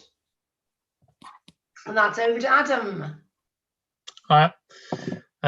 So yes, I'm here to give you a talk through our strategic transport plans. Got a presentation, so I'll just bring that up if I can share.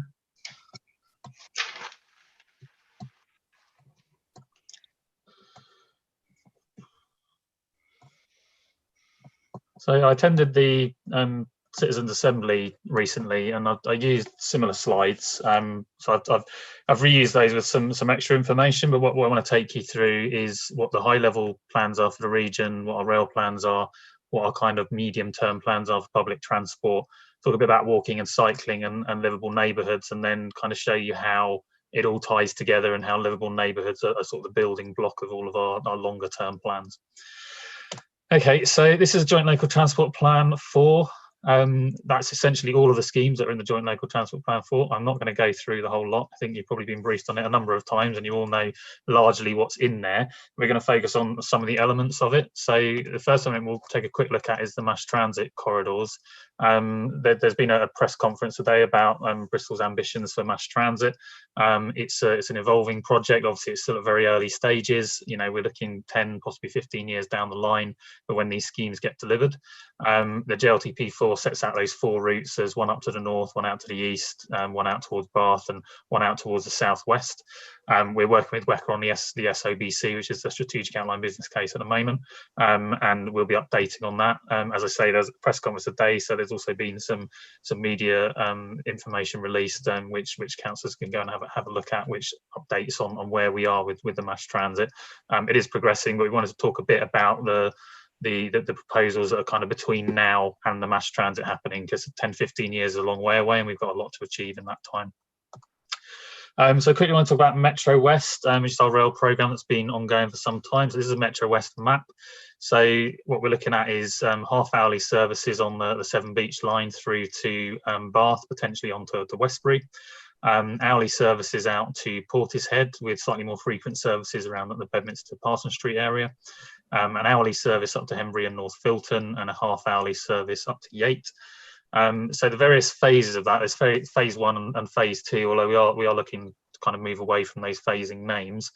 The Severn Beach elements, including the Portishead line, looking at starting construction mid-2022, potentially becoming operational in 2024. We're still waiting on the decision on the development consent order for the Portishead line. The Metro West phase 2, which is the Henbury line and the Yate services, looking at construction starting in the summer of 2022, potentially becoming operational in September 2023 onwards. There's possibility that the Yate services come in before that, and that's also looking at extending that service through to Gloucester, provide additional services. So quite a lot of new stuff coming there. There's also some new stations that you'll note there, so Ashley Down, North Filton, Henbury, Portway, Pill, Portishead, etc. I'm just going to cover some of those in the next slides. So the first one there is Portway Park and Ride. So the little red box is where the platform is going to go on the left-hand side there. Obviously, you're aware that Portway is already a park and ride site with a bus service. It's got about 580 spaces at the moment. That area to the far end, you can see there, the kind of open space, that's already set up and prepared to be expanded. So we're looking to expand the park and ride up to 830 spaces. And there is future potential to expand it up to 1,200 at some point as well. So the rail station has been funded by the DFT through the New Stations Fund as well as by WECA. The design is underway and it's more or less finished. So we're looking to start construction fairly soon on the platform. The aim being to have it operational by the end of this year, the end of 2021.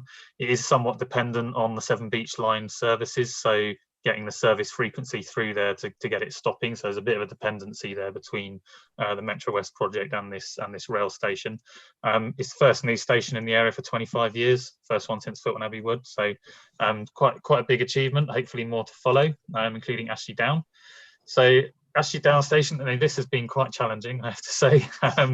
There's some very interesting levels around where the old station used to be in terms of like the slopes through the tunnels and such like. It's not easy to get good DDA compliant routes into the station, but we are getting with that. We're getting there with that. So the engagement was done at the end of 2020, so that process is finished. Looking at construction starting in the summer of 2022 and becoming operational along with Metro West Phase 2 around September of 2023. We are also bidding to the government for New Stations Fund to see if we can get extra money into the region to pay for it. Obviously it is budgeted for, but if we can secure extra funding, then that's always beneficial. Future rail development then. So WECA have been developing their 10-year rail development plan, as well as a 25-year strategic outline business case for longer term improvements to the region. It's building on the Metro West programme. Some of the key things that we're doing, probably the most important short-term thing is Bristol East Junction renewal. So that's the junction to the east of Temple Meads, which is where all the services from the north and all the services that go to London come together. That junction is being replaced and upgraded, which is really critical to allow the Metro West services to operate. It is going to mean some closures of the train station in the summertime, full closures of the station and the network. So there'll be a lot of rail replacement services and a fair bit of disruption, but obviously we're working with Network Rail to minimise that. Bristol Temple Meads Eastern Entrance. So the first phase of that being undertaken in this summer. Key construction works on the subway, looking to complete the second phase by the end of 2022 to start opening the eastern entrance to the station, which ties into where the new Temple Quarter campus is for the university. There's a couple of other stations as well that we're looking at. So St Anne's, Ashton Gate, the possibility of Lockleys as well. I've got another slide on St Anne's. So we bid into the government's Restoring Your Railway Fund and received 48k to develop proposals for St Anne's. WECA have also put a bid in for Salford, so that's another stop on the same line. And we'll be developing those feasibility studies to see what can be achieved. There's no guarantee that we can get a station in or get a service to the station, and that's probably the more critical thing. Is, putting stations in isn't always the challenge. It's getting the facility for a train to stop at the station is often more challenging in the timetables that are available. So that'll start in around now and report later on this year. What I wanted to move on now is the medium-term public transport vision. So we produced a year or two ago the city centre framework, and within the city centre framework we had this central area plan, and effectively what it set out was the medium-term vision for the city centre and the public transport network in the city centre. The idea being to remove through traffic from this central area and to provide high quality, reliable, frequent bus services to serve that central area and tie together these key hubs that we've marked. So Broadmead, the Centre, Bristol Bridge, Redcliffe, Temple Meads, Old Market and Cabot Circus. The idea was we do this in about 5 years' time. We do all the work, we prepare all the services, and we'd close Bristol Bridge to enable it to happen, and away we go. Obviously, we've moved a bit more quickly with that, using the Emergency Active Travel Fund to bring forward the closure of Bristol Bridge. That does a lot to protect our bus network. So COVID has had quite negative impacts on the bus network. Bristol Bridge closure, all of the buses in that central area now are much more protected from congestion and from traffic in general. So when we come out of COVID and we can start getting some of that capacity back onto the buses, we've given our bus network a bit of a head start, which I think is a really important thing looking forward, because the predictions of bus capacity are that patronage will fall long term due to COVID and due to changing working patterns. And if we don't have patronage, we can have issues with commerciality of the services. So that bringing forward that closure of Bristol Bridge is really key to protecting our bus network through that central area. It also enables us to start accelerating some of these proposals. So the idea of the scheme is that we will have high quality, fast, reliable services that are almost fully segregated from general traffic. So it's essentially always in bus lanes, apart from very short stretches where we wouldn't expect any congestion. That is really critical to giving us that reliability and frequency, so that this feels very much like a mass transit system. You go to the stop, there will be one within 5 minutes and it will be reliable. So there's a red route that goes from Long Ashton Park and Ride up through to an M32 Park and Ride. Obviously there's a way to go to identify a site for an M32 Park and Ride. We are working with South Gloss, WECA and Highways England on that at present, trying to identify locations. Then a blue route that goes from the Portway through Bristol Bridge down to Hicksgate Park and Ride, potentially then extending on to Keynsham and through to Bath. So again, we're working with WECA and Baines on that route. Those routes are in various stages of progression. We're looking as far as possible to to build the elements of the schemes kind of as quickly as we can, break it up where we need to, so that we can progress those elements using the existing services. So we've already got existing services running through this area. Let's not forget that, so we can start building these improvements, benefiting those services as we build towards creating this network. We then have the yellow route that links these services together. So it's an anti-clockwise orbital bus service using the anti-clockwise loop. There's a couple of gaps, one around the Barton, the Bear Pit, the James Barton roundabout, and one around Redcliffe roundabout, which we need to manage over the next few years and get those resolved, which shouldn't be too challenging. And that will enable us then to tie together all of these hubs.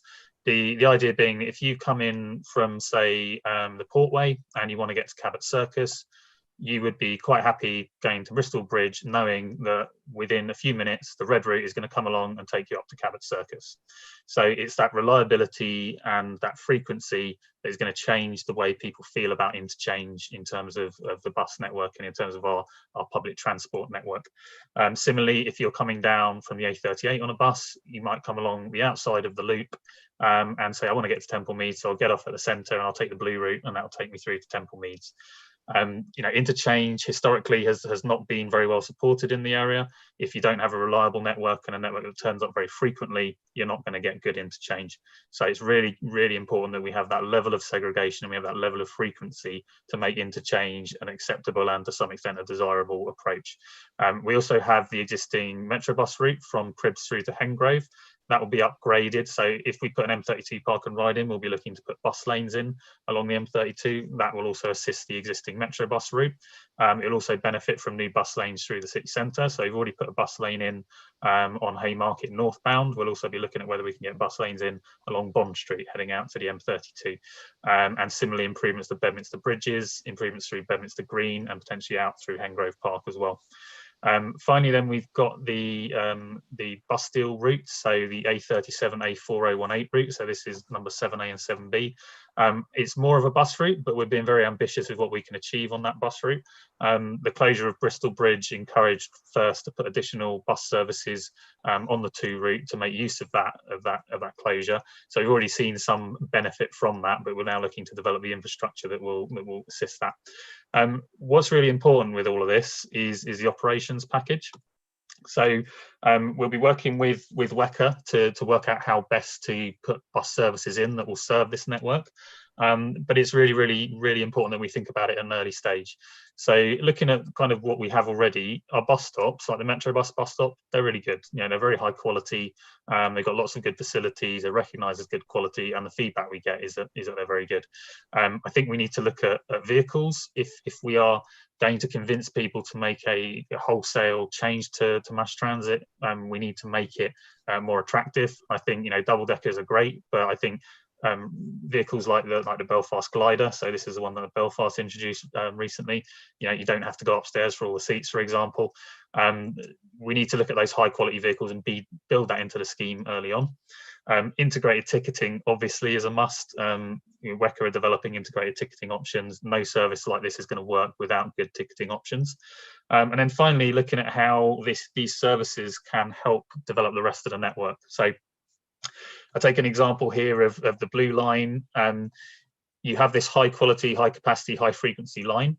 If you imagine it serving one of the areas further out towards the edge of town, or even possibly outside of the urban area, somewhere like Keynsham, for example. So you have maybe an hourly bus network that serves that area and trundles into town along various bus lanes, gets stuck in a bit of traffic in town, comes back an hour and a half later, not particularly reliable all the time, and not very frequent service.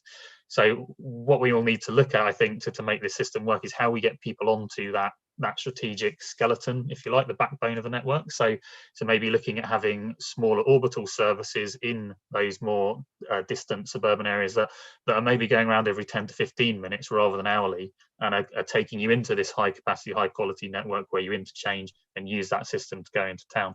That's not to say that there won't be services that will take you from the outskirts into town. So you might have a service that, for example, an orbital service that does some of the orbital movements and then heads into town along the bus infrastructure that we've created for these projects. Similarly, you might have just shuttle services that go from a further out part to a hub point. So to enable that, we need good quality hubs. So again, WECA are working on the FTZ project, the Future Transport Zones project.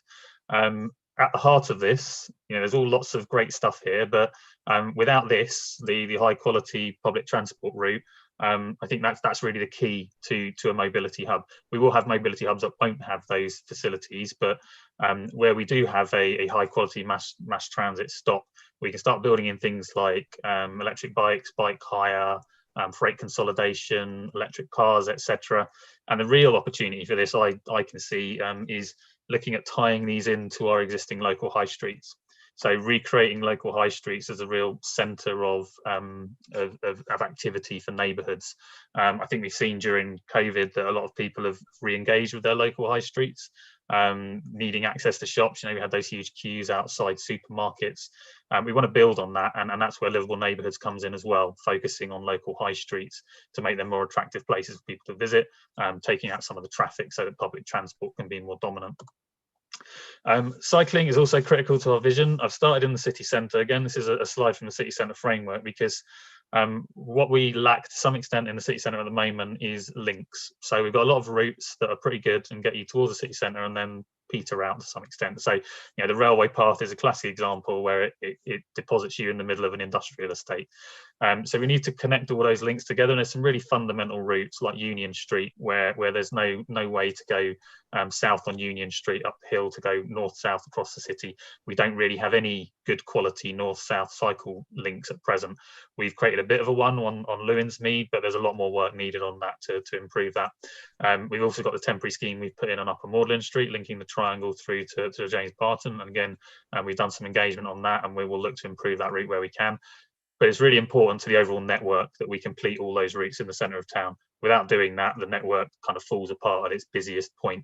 The closure of Bristol Bridge obviously is a big benefit in that it takes a lot of the through traffic out of those areas, makes it a lot easier to create segregated cycle routes, but also means that you can cycle around in much quieter roads.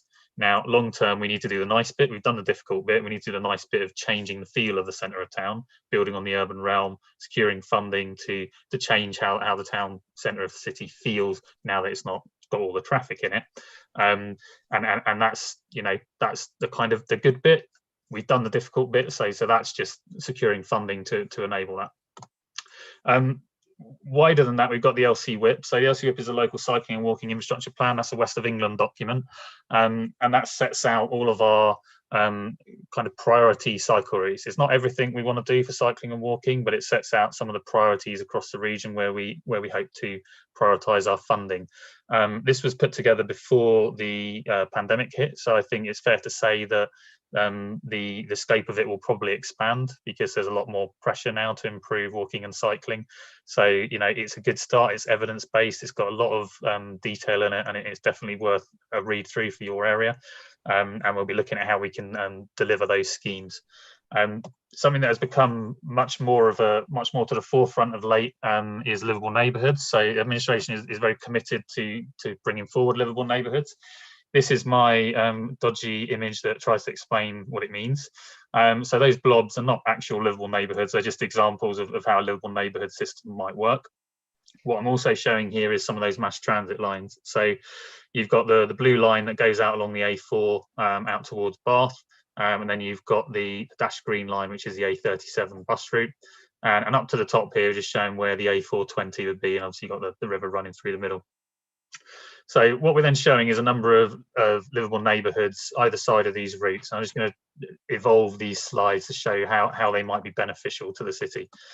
So firstly, what we would look to do is develop strategic cycle routes. So this is an option for bringing a route along the A4, using the Cunnington Road link, heading into Temple Meads and linking through to Bristol Bridge.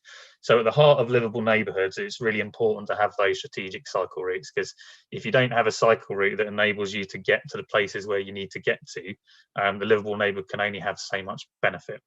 Then there's another route here, which is the River Avon path, which is partly already there, needs a bit of development really to improve it and to make it a viable strategic cycle route. Perhaps I'm just thinking I probably haven't explained what a livable neighbourhood is. A livable neighbourhood is really about removing through traffic from those areas. So it's about enabling buses, walking and cycling to go through areas, whereas traffic needs to use the main roads and not the kind of rat run routes. So the other thing that those livable neighbourhoods can achieve is where you tie one livable neighbourhood to the next livable neighbourhood to the next one, these routes through the livable neighbourhoods essentially have very little traffic on them. They only have traffic that is accessing the properties in those areas, so you don't have any through traffic. So where you may not have, for example, space to put in a segregated cycle route, which a lot of our residential streets are far too narrow to accommodate along with parking and other needs, we can create a kind of parallel quiet route that has no through traffic and therefore acts as a semi-strategic cycle route. So we've got a couple of examples here where, because the A420 is extremely narrow, it's very difficult to put mass transit along it, let alone also putting a segregated cycle route along it. We can look to create a parallel route running along through like Beaufort Road, Victoria Avenue, which we're already looking at as part of the Emergency Active Travel Fund schemes. Similarly, we can look at a similar route, for example, parallel to the A37, then connecting into those strategic cycle routes. Where the real benefits start to come in is, again, looking at that connecting from one route to the other. You can start seeing these routes that enable you to make lots of other trips. So we often focus on the radial trip in and out of town, the trip to work. That's actually a reasonably small chunk of our overall trips that we all do as part of our day-to-day life. And if we don't find a way to address all of the trips that we're doing, or at least a good percentage of them, we're not going to be meeting our targets in terms of the climate emergency. So these sort of livable neighbours will enable some of those other trips that maybe you wouldn't feel comfortable doing at present, linking from, say, Broadwalk, maybe over to Brislington Hill shopping area, for example. So trips for leisure, trips for shopping, trips to school, for example. It's enabling all those sort of trips to start being serviced.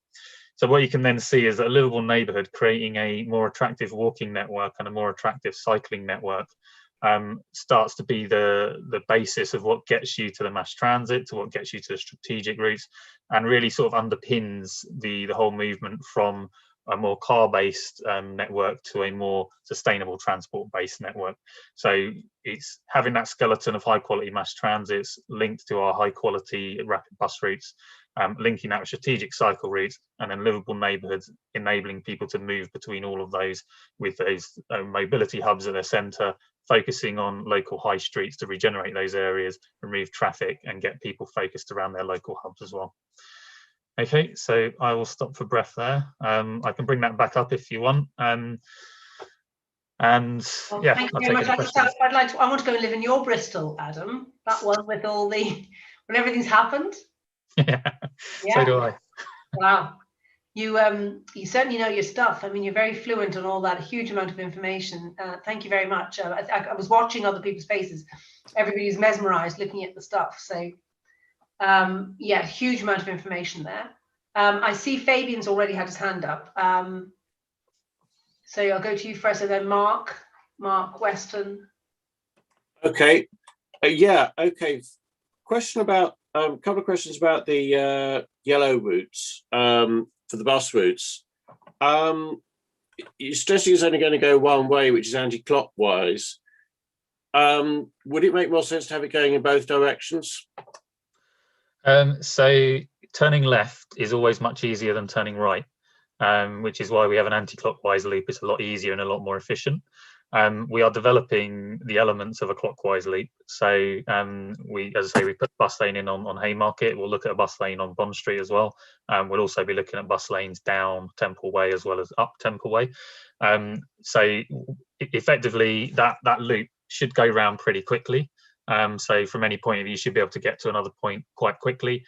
It's much more advanced than an anti-clockwise loop. We will look at that long term. It might be that it gets served by other services, but yeah, it's a valid point. You want to connect those points together. I've got some other questions. How is it going to meet up with the bus interchange in Old Market? Because at the moment, if you want to get a bus to the station, Temple Meads, you have to get off at Old Market, because walk round to the bus stop outside the Printworks, and then outside the old Bristol Post building, and then, you know, if that's where that circular route goes, there won't be any improvement for people coming in from East Bristol. We need to be able to get off at one interchange and get onto the other route at the same interchange. Yeah, so that that interchange is the most challenging one. If you look at the mass transit plans that have been released today, you know, we are looking at having a mass transit stop at Old Market that will assist with that connection. In the interim, there's a couple of options. So one of the options we'll be looking at is whether we can bring services from East Bristol down along the feeder by removing some of the traffic through there and creating some bus priority through the feeder and Avon Street to access the station from that direction. We've also been starting discussions with the hospital about how we can provide a better bus service connecting Temple Meads through to the hospital under the clean air zone, because obviously the clean air zone has had has an impact on the hospital, and we want to provide better connectivity to the hospital, which is kind of just outside where all the bus services are. So that's another option for how we can bridge that gap, because that is really the one gap that we're still looking to resolve, is that gap from kind of the M32 down to the Temple Meads, connecting those services. So we do have some suggestions for how we're going to do that, and we are working on those at the moment. Okay. Also, what's been the take up with the Belfast glider? Because at the end of the day, at the moment, it's just buses. And I mean, okay, we've got some great new buses. These, these new biogas buses are absolutely brilliant. But, you know, we need something that's a bit more like a mass transit or something like that. I mean, obviously we've got to think about when we look at the underground system that's being considered. Don't know what that's going to sort of look like. Is it going to be sort of an underground like the London Underground, or what's it going to be? We need to start, what is WECA looking at? We need to sort of be able to picture what we might be getting, and then sort of get involved in where the routes are going to be. So I would look at these routes as being very, very highly segregated. So that's where you get the reliability and the frequency from. And similar routes like the Belfast, that's what it's all about. It's about that level of segregation. It's reliable, it's frequent. We will need to look at how we fund the services so that we get the level of frequency that the service requires to generate the patronage. I would like to see something at least every 5 minutes on these routes, if not more often. The vehicle, I think, double deckers are good and have their place, but also vehicles that are more like trams, I think, are also beneficial. The travel is different on them, the feel of them is different. You don't have to go upstairs to sit down, for example. So we'll look at those options. There are a number of options emerging that are kind of called trackless trams, if you like. So they're effectively a rubber wheeled tram that doesn't have tracks. You could call it also a bus. You mean a trolley bus with overhead cables? No, well, and they don't have to have overhead cables. There's a Chinese one, for example, that's been launched in Zhuzhou in 2017, which is also going to be used at the Qatar World Cup, which accommodates 300 people. It's a double articulated bus in effect, but it looks like a tram. Carries 300 people. It's electric. It charges at either end. It doesn't need the overhead cables. So there are lots of options, and we want to be using the best technical option. When it comes to the mass transit itself, obviously, if you look at an underground, then probably light rail is an option. We wouldn't be building something like the London Underground. If you look at the costs of an underground system, about a third of the cost is in the tunnel, about a third of the cost is in the station, and about a third of the cost is in the system, so the vehicles and the signalling and everything else. So if you're looking at a system for a city of our size, you want an appropriately sized system. It's not about the diameter of the tunnel. It's about the size of the stations, the size of the vehicles, as much as anything else. So if you look at somewhere like Toulouse, they have a valve system, which is like a rubber wheeled tracked vehicle, and they turn up every 2 minutes, and they carry about a couple of hundred people. So it's quick, regular, smaller vehicles. That's what you need in a city of our size, rather than great big long things that turn up every 10 minutes. So can I butt in on the same point and just ask you, is that your counter argument to what David Redgewell said in his public forum statement, which is that if you go for a bus system rather than a tram or an underground system, it will become obsolete? So if like any system, and I've been on trams in Istanbul that sit in traffic, You know, a tram can sit in traffic as well if you don't segregate it from traffic. The key thing is having that separation from traffic for the bus, so that it's never held up, so that it keeps, you know, has free travel. That's why trains are so popular, because they don't get stopped by traffic. So we need to create that on street. We've chosen those corridors because they're corridors where we can create that level of separation. To some extent, previously cities have put in bus services like this, then upgraded them to trams because of the demand of people. I think vehicles will develop that will enable that additional capacity. So as I say, you've got the one in China that carries 300 people. That'll be to some extent for the DfT to decide if they're viable or not. You could look at putting trams along these routes. The question will be whether the cost and the disruption is worth it for the extra benefit you get. In terms of the mass transit itself, you know, you could build a tunnel and put a bus in it. I think if you build a tunnel, though, you probably want a higher quality system on rails and stuff like. But you know, there are lots of different things to consider, I would say, and also part of it is the construction of the system. So if you decide, for example, that you want to put a tram down the A38, you have to close the A38 to build it, because you've got to move the services out of the way, you've got to put the tracks in the way. It's not entirely simple, and these things all have to be considered because you have that level of disruption that is an issue as well. Because what you could do is, whereas if you had an underground, you could actually get on with building it without disrupting much on the surface. You could do, and I think it presents the opportunity once you've built it to then take away a lot of the capacity on the surface as well. You do have to build stations though, and that requires demolition and such like. Oh yeah. So you know, everything has its ups and downs. We're weighing up all the options. So of those graphs that you showed us, I'm sorry, and we'll come to the other people, were any of those going to go underground? Because I can remember reading the strategy that at some stage on some of the tight corridors, it was going to be an idea to go underground for short bits. So the maps I showed you are the first phase schemes that we're looking at being the high quality rapid bus systems. So the mass transit lines will be overlaid on that. So you've got the North Line, the East Line, the Bath Line and the Southwest Line. Some of those may go underground. They may go partly underground, partly overground. Some of them may be fully underground, some of them may be fully overground. That's what we're looking at the moment. So what we're trying to get across is we've got the ambition for the mass transit, which is, you know, 10, 15 years away. We don't want to wait that long. We need to be doing something that's on the way to mass transit in the meantime. And that's what the first set of schemes relate to. Okay, thank you. I'm going to move on, and I have to apologise for my bad chairing because I saw Mark's hand up before I saw Martin Fodor's electric hand. So I'm going to go in that order if you forgive me. Mark. Thank you. I will keep my scepticism on an underground to myself at this point. But I do have a couple of questions regarding rail, and I don't think it'll be a surprise to anyone which exact rail schemes I might be talking about at this point. Obviously, on looking at the Henbury line, there's a shock for everybody. You mentioned a Lockleys station. There was no mention of a Horfield station. Is that interchangeable? Is it just a different arose by any other names? It's right on the border. It's the same location. The location expected is around Constable Road, where the bridge is. Yeah. Okay, cool. There was no indication at all of a Henbury Loop. Has that been parked indefinitely now? Yeah. Okay. And I have a final question. I promise I'll be quick, because these are short. I have a fellow train geek in my neck of the woods that was curious as to which trains will be running on the Henbury line. And to the point that he was asking for make and model, which I don't know. Do by any chance any of your fellow experts have any idea what kind of train will be running on the Henbury line? I don't know. The trains my understanding of trains is they tend to be passed down. They go from one area to the next area. So, so like the cascading approach. I don't know what trains will be there. No, sorry. I can. He's going to be very disappointed in all of us if I can't answer that. I don't know if we know yet. To be honest, it'll be to some extent. I assume it will be up to GWR to make that decision.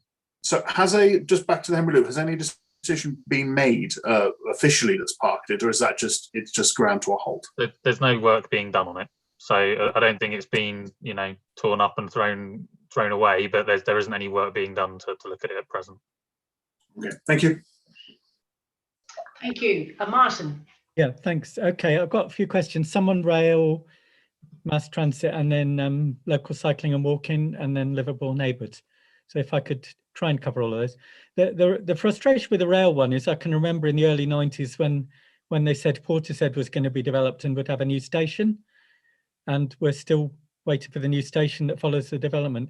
Is the timescale of any of these, to make it, you know, being positive, what is the timescale, and can we accelerate it? Is it just the ridiculous sort of hoops that Network Rail and the government make us go through, or, you know, how can we actually deliver on some of these? Because I've had residents saying, every year, which year is Ashley Down station coming, and it's always another year or two. Yeah. You know, so there is frustration on some of these projects. I think we are pretty close now on Metro West phase 1 and 2 to having that it's definitely going to happen line. So Metro West phase 1, so to the line to Portishead, should be in 2024. You know, we have to wait for the DCO to be signed off by government. Once that's done, it will happen. The money is there. You know, the DCO is in place. It will happen. The timeline for it is 2024. Metro West phase 2 is pretty definitely happening, and that's going to be 2023. So Ashley Down, for example, will become serviceable in 2023 if according to the current time plan. Okay, thanks. In terms of the mass transit and the interchanges, which I think are absolutely crucial, like you say, if you can't get a connection from one thing to the next, you still can't get around Bristol, can you? Was it a couple of years ago we got a briefing about the fact, step by step, we were going to go to a sort of integrated ticketing and transferable tickets and interchange system and possibly cashless payments and all these other things that would let people, provided they've got the tickets and can afford them, to hop on and off whatever services. So these services are going to be mutually exclusive or interchangeable with ordinary buses, feeder buses, circular routes, bendy buses, which we've had before in Bristol. You know, Yeah. will they all join up? So we will work on that with WECA. It is a WECA responsibility now. I think it's fundamental, and I don't think you can implement a system like this without having that larger kind of understanding of the bus network. WECA have produced and signed off the bus strategy, and what we're doing in the central area is largely enabling that. So the bus strategy talks a lot about interchange in that central area through bus routes that kind of hit a loop rather than as every bus at the moment wiggles through and tries to hit every stop. Interchange is really important if we're going to get the capacity in the centre. So we have to make it work. The government is kind of considering its options in terms of buses. Obviously, it's spent a lot of money funding the bus system over the last year. It recognises that, and it's looking at whether it needs to change how bus systems are managed in future. There are a number of options, you know, everything from franchising down to quality partnerships as to how we manage that network, and that certainly needs to be part of the discussion. Ticketing is moving forward. It's just an incredibly slow thing when you have different commercial operators. Yeah. And you don't necessarily have the ability to make them do what you want. Ticketing is really critical. You know, I lived in London for many years, and being able to just hop off and hop on any bus was such a fundamental thing to making you use the network that we really have to make that part of our system. Yeah, thank you. In terms of the LC whip, I can remember when that was launched 12 months ago. There was frustration because here was a document that was meant to help secure funding, but it was also a document people felt, and I think you acknowledged it, it's sort of a certain amount of ambition, but not enough ambition. And it was only, you know, a handful of radial routes around the city. And indeed, some of the walking ones are potentially in conflict with some of the cycling ones, certainly A38 Gloucester Road. Is it going to be much better for walking and much better for cycling at exactly the same junctions and difficult bits where there's lack of space? So what's the timescale for both delivering what might be in that, the map as approved a year ago, and then upgrading it or adding in more routes that are sorely needed now? And as I said, people's expectations have risen further. And yet the slide showed, you know, these might not all be built, I think it said at the bottom of them. So LC WIP followed a DFT agreed process. So DFT said, this is what we want you to do. We want you to go through and highlight your priorities for spending cycling on cycling. You know, since then we've had LTN 120 and the gear change document. We've also had the kind of tantalising prospect of significant extra funding for walking and cycling. So you'd be aware at the moment WECA have allocated £10 million for delivering LC WIP schemes. I think the total cost of the LC WIP schemes is £440 million. So a long way. Diagram as presented. Yeah, so a long way to go to deliver all of that. Now, what we're getting indications from the government is that there's going to be £175 million available for the next financial year. I don't know how much of that we're going to get. We haven't been told yet, but if we look at what we received for the Emergency Active Travel Fund, I would expect it to be, somewhere around a couple of £1 million. They're then talking about 1.5 billion over the following 3 years. So again, working it out is quite hard to figure out how much we'll get, but it's probably more than 10 million a year, I would guess at. I can't really say at present, but it's a substantial increase in the amount of funding that we will get. And that always enables other funding to be brought in, so you can usually leverage funding with other funding, and that's really key to developing a lot of these proposals. That the money is always a big issue. The other challenge is that kind of carrot stick issue. There's always that challenge for what we use road space for, and there's always limited amount of road space.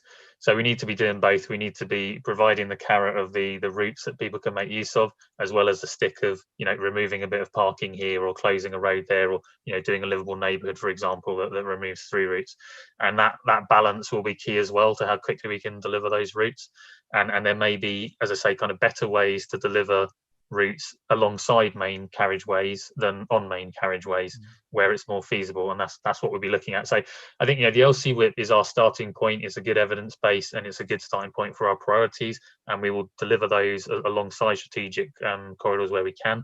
But we will also be developing the livable neighbourhoods policy, which we'll be consulting on over the next year, which I think will significantly increase the LC whip in effect, and will give a much more complete so it'll be upgraded or extended, expanded. I think it'll be added to it. It'll be added to it, so you'll get that bigger overall picture of what we can do for walking and cycling in the city. Great, okay. Thank you. Can I just one more on livable neighbourhoods, if I could? Could you make it very quick, Martin, because we're running out of time, and Sure. It's for clarification, really. There's a lot of speculation and quite often criticism about livable neighbourhoods, and there have been certain myth-busting kind of documents issued, and certain Q&A and sort of clarifications. What does it mean, and what doesn't it mean? Access is still allowed. How do we make that clear? So is there a plan to actually issue something that makes clear what is and isn't actually being discussed, so that some of the more negative speculation doesn't waste people's time? So we're going to be doing a 3-stage engagement and consultation process as part of developing the policy. So that will go into a lot of detail about what they are. We'll be engaging with local communities. We also took it through the Citizens Assembly. So we utilised the Citizens Assembly for them to assess what the impacts of livable neighbourhoods might be and how they might be delivered, and got some pretty positive responses to that. So it's quite interesting that if you get people in a quiet room and talk them through exactly what it means, a lot of the noise didn't materialise. So I think Waltham Forest have kind of burst the boil, if you like, on livable neighbourhoods, and they've done a lot of the research work that enables them to be very justifiable. Great, that's encouraging. Citizens Assembly recommendations are going to be published at 12 o'clock tomorrow, so I'm sure everybody is very keen to read what they've had to say. Can I move on to Carol for a question, please? Thanks, Chair. Just a couple of questions I've got there. More basic questions, you'll be glad to know. Going back to the cycle path, I just wondered if you'll be doing any joined up working with parks and green spaces to do that, to get that done.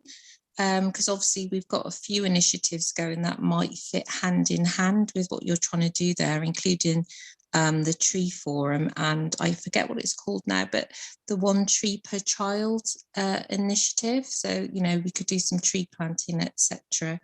And as you were talking about making sure that we've got the cycle paths, I just thought it would be a great opportunity to work with those other initiatives as well. I don't know if any thoughts have been gone into that. So we have worked with parks as part of the One Path initiative on the railway path. We've had I think there's a question come in about the Malago, and we'll be looking at that. We're always happy to work with parks. There are some restrictions because people don't often like cycle routes going through parks, as we found out with around Windmill Hill area in Victoria Park. So, and we have to be conscious of that. We've also worked with Stoke Park to progress the planning application for the cycle route across Stoke Park into Lochleys. So yeah, I think it's a real good opportunity. Cycling through a park is a lot nicer than cycling along a polluted road. So where we can, Yeah. that's always a good option. And also the other side of it is about creating green spaces as well. If you're going to have a cycle path, you could be creating green space alongside. So Yeah, there's that. I was just going to say, I think on that, livable neighbourhoods are a real opportunity where you close parts of roads, you can create little pocket parks, little places for people to spend time that also act as a filter where cyclists or buses can go through, but create those little green spaces in neighbourhoods as well. Yeah, I think that's nice. Another question I've got is about carbon neutrality. I just wonder how carbon neutral the plan is and whether we are factoring in to the plan to make it as green as we possibly can. Yeah, so we will include carbon assessments in the schemes, and what's interesting is that the government has recently changed its guidance on how it assesses schemes and is evolving its guidance. So it previously used to be very focused on cost benefit analysis, so how much economic benefit is there to a scheme, which made sustainable transport schemes quite hard to justify because they generally had a negative impact on cars, which always had a negative economic impact. They're now moving away from that process and starting to focus much more on carbon neutrality, strategic goals, hitting the carbon neutral targets. So that's going to make sustainable transport projects a lot easier to deliver. Brilliant. Okay, that's good to know. And I just wanted to pick up on something that Martin said. I just found myself wondering how cost effective it's going to be for passengers. Yeah, affordability is a key objective of the mass transit strategic outline business case. So it is one of the key things we've put in there is that it has to be affordable for passengers to make use of. We don't have control over ticket prices at present. You would need to have a franchised or a kind of a managed service to control those prices. Obviously, if you put an underground in, then you do have control over it and you would franchise it to someone and you would set what you want the ticket levels to be. But you need to get it to make it to work so that it funds the cost of running the service. Absolutely. And if we are going to do that kind of joined up, jump on, hop on bus or tube or whatever, it will have to be comparable. And my last question is, I just wondered, because I think Fabian said, we want to know what it would look like. And will we have like shops and retail and takeaways within the tube, underground and stuff as well? Is that going to be like a business opportunity that's going to open up, or? I think it's probably unlikely that we would put it underground, but what it would do is it would recreate hubs around where the stations appear at above ground. So what you tend to find is where you have a metro stop is you will get businesses developing around those stops, and also denser housing tends to arrive as well. I think creating space underground is quite expensive, so you want to make it as kind of efficient as you can. Okay. All right. Thank you very much. Thank you very much, Carol. Just one quick question for me, which is about, again, back to what David Redgwall said about the park and rides that are outside our authority. So in Gloucester, how confident are you that we can all be on the same page, and that these things will develop appropriately?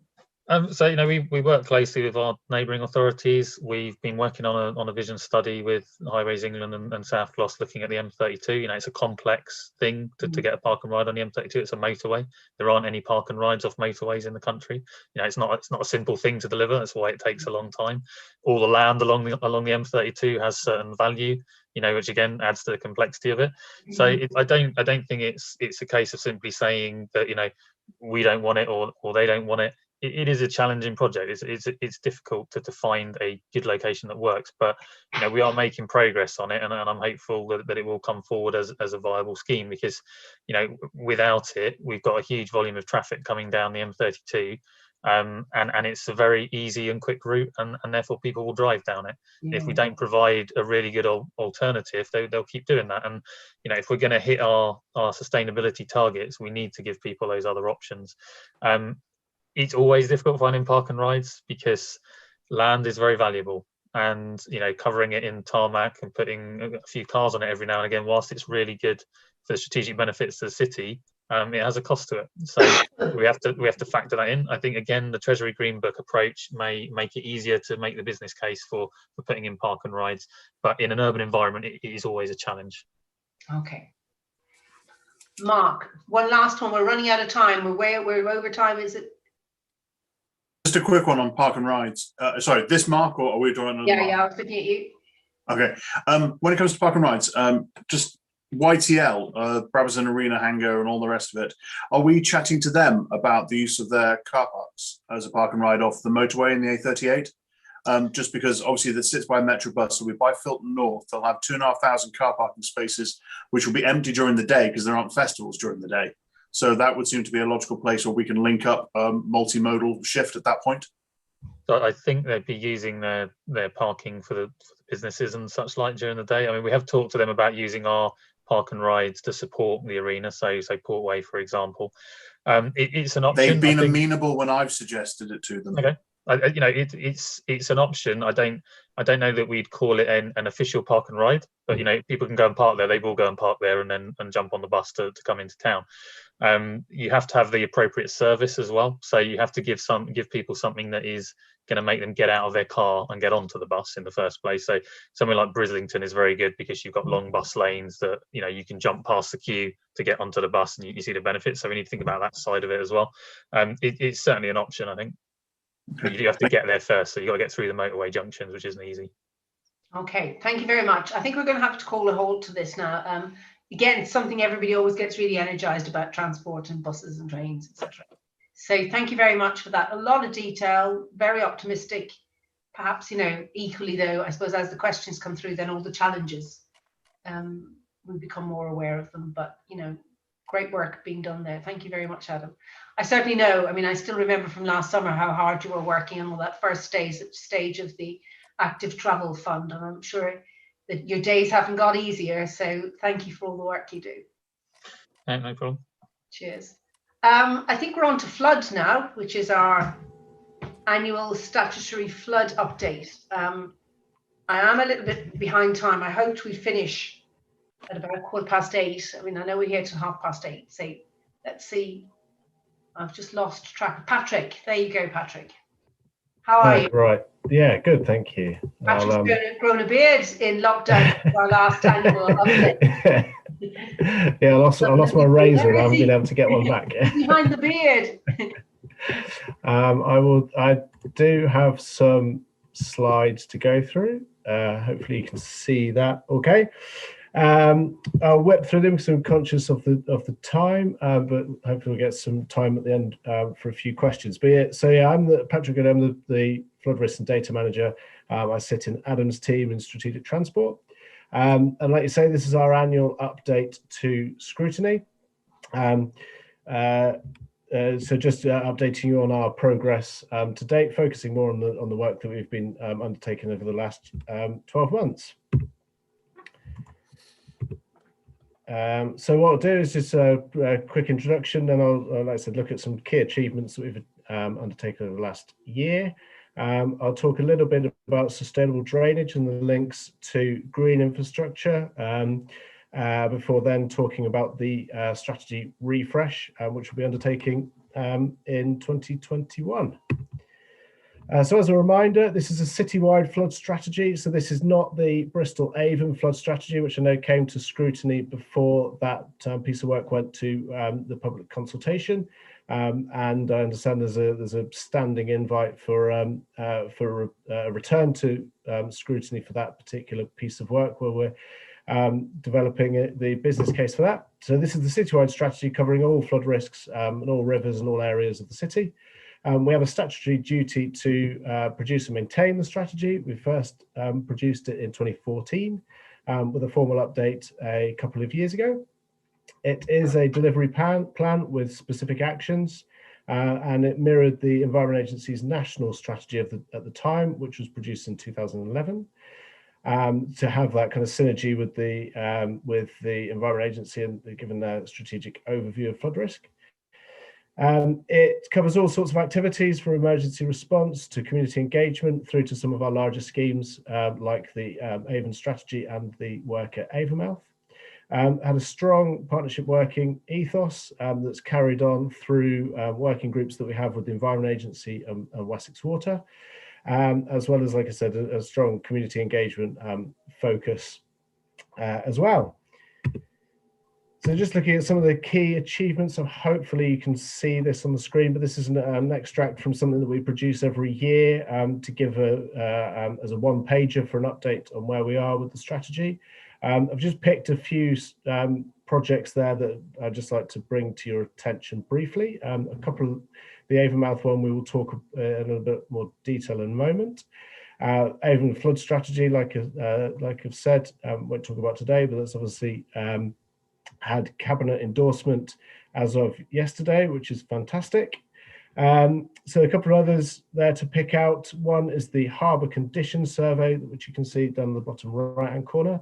That obviously that's a survey of all of the harbour assets, just looking at the condition of the assets to start with, which is a crucial piece of work that underpins the work that we're doing on the Avon strategy, as well as other works in and around the harbour. Absolutely fundamental that we understand the condition of the asset there before we then move on to work looking at how we can prioritise repairs of those assets, which is work that's ongoing. So fantastic that we've finished that first piece of work. Southmead Regeneration SUD, Sustainable Drainage Scheme. That's an urban realm sustainable drainage scheme up in Southmead. It's all linked to the regeneration up there around Glencoyne Square. That picture is one from Embleton Road around the corner, but we're basically constructing a number more of those types of planters in the road to help facilitate the regeneration, but also improve the amenity, and we'll talk a little bit more about those. But we've got those going in they're under construction at the moment, with phase 2 currently being planned. Then we've got Bedminster Green River Restoration, again a scheme that's been kind of rumbling on for quite some time. We're hoping to submit the planning application for that in April. We've just finished a massively successful community engagement process. We've got fantastic feedback from that, but really demonstrates how the council can work with the emerging regeneration for gains in terms of flood risk, but also the local environment and amenity value of the river. And hopefully that will be a precursor to work that we will be hopefully progressing through the Froome Gateway, which will be obviously a different scale, but a similar kind of theme with a regeneration focused river restoration scheme in that location.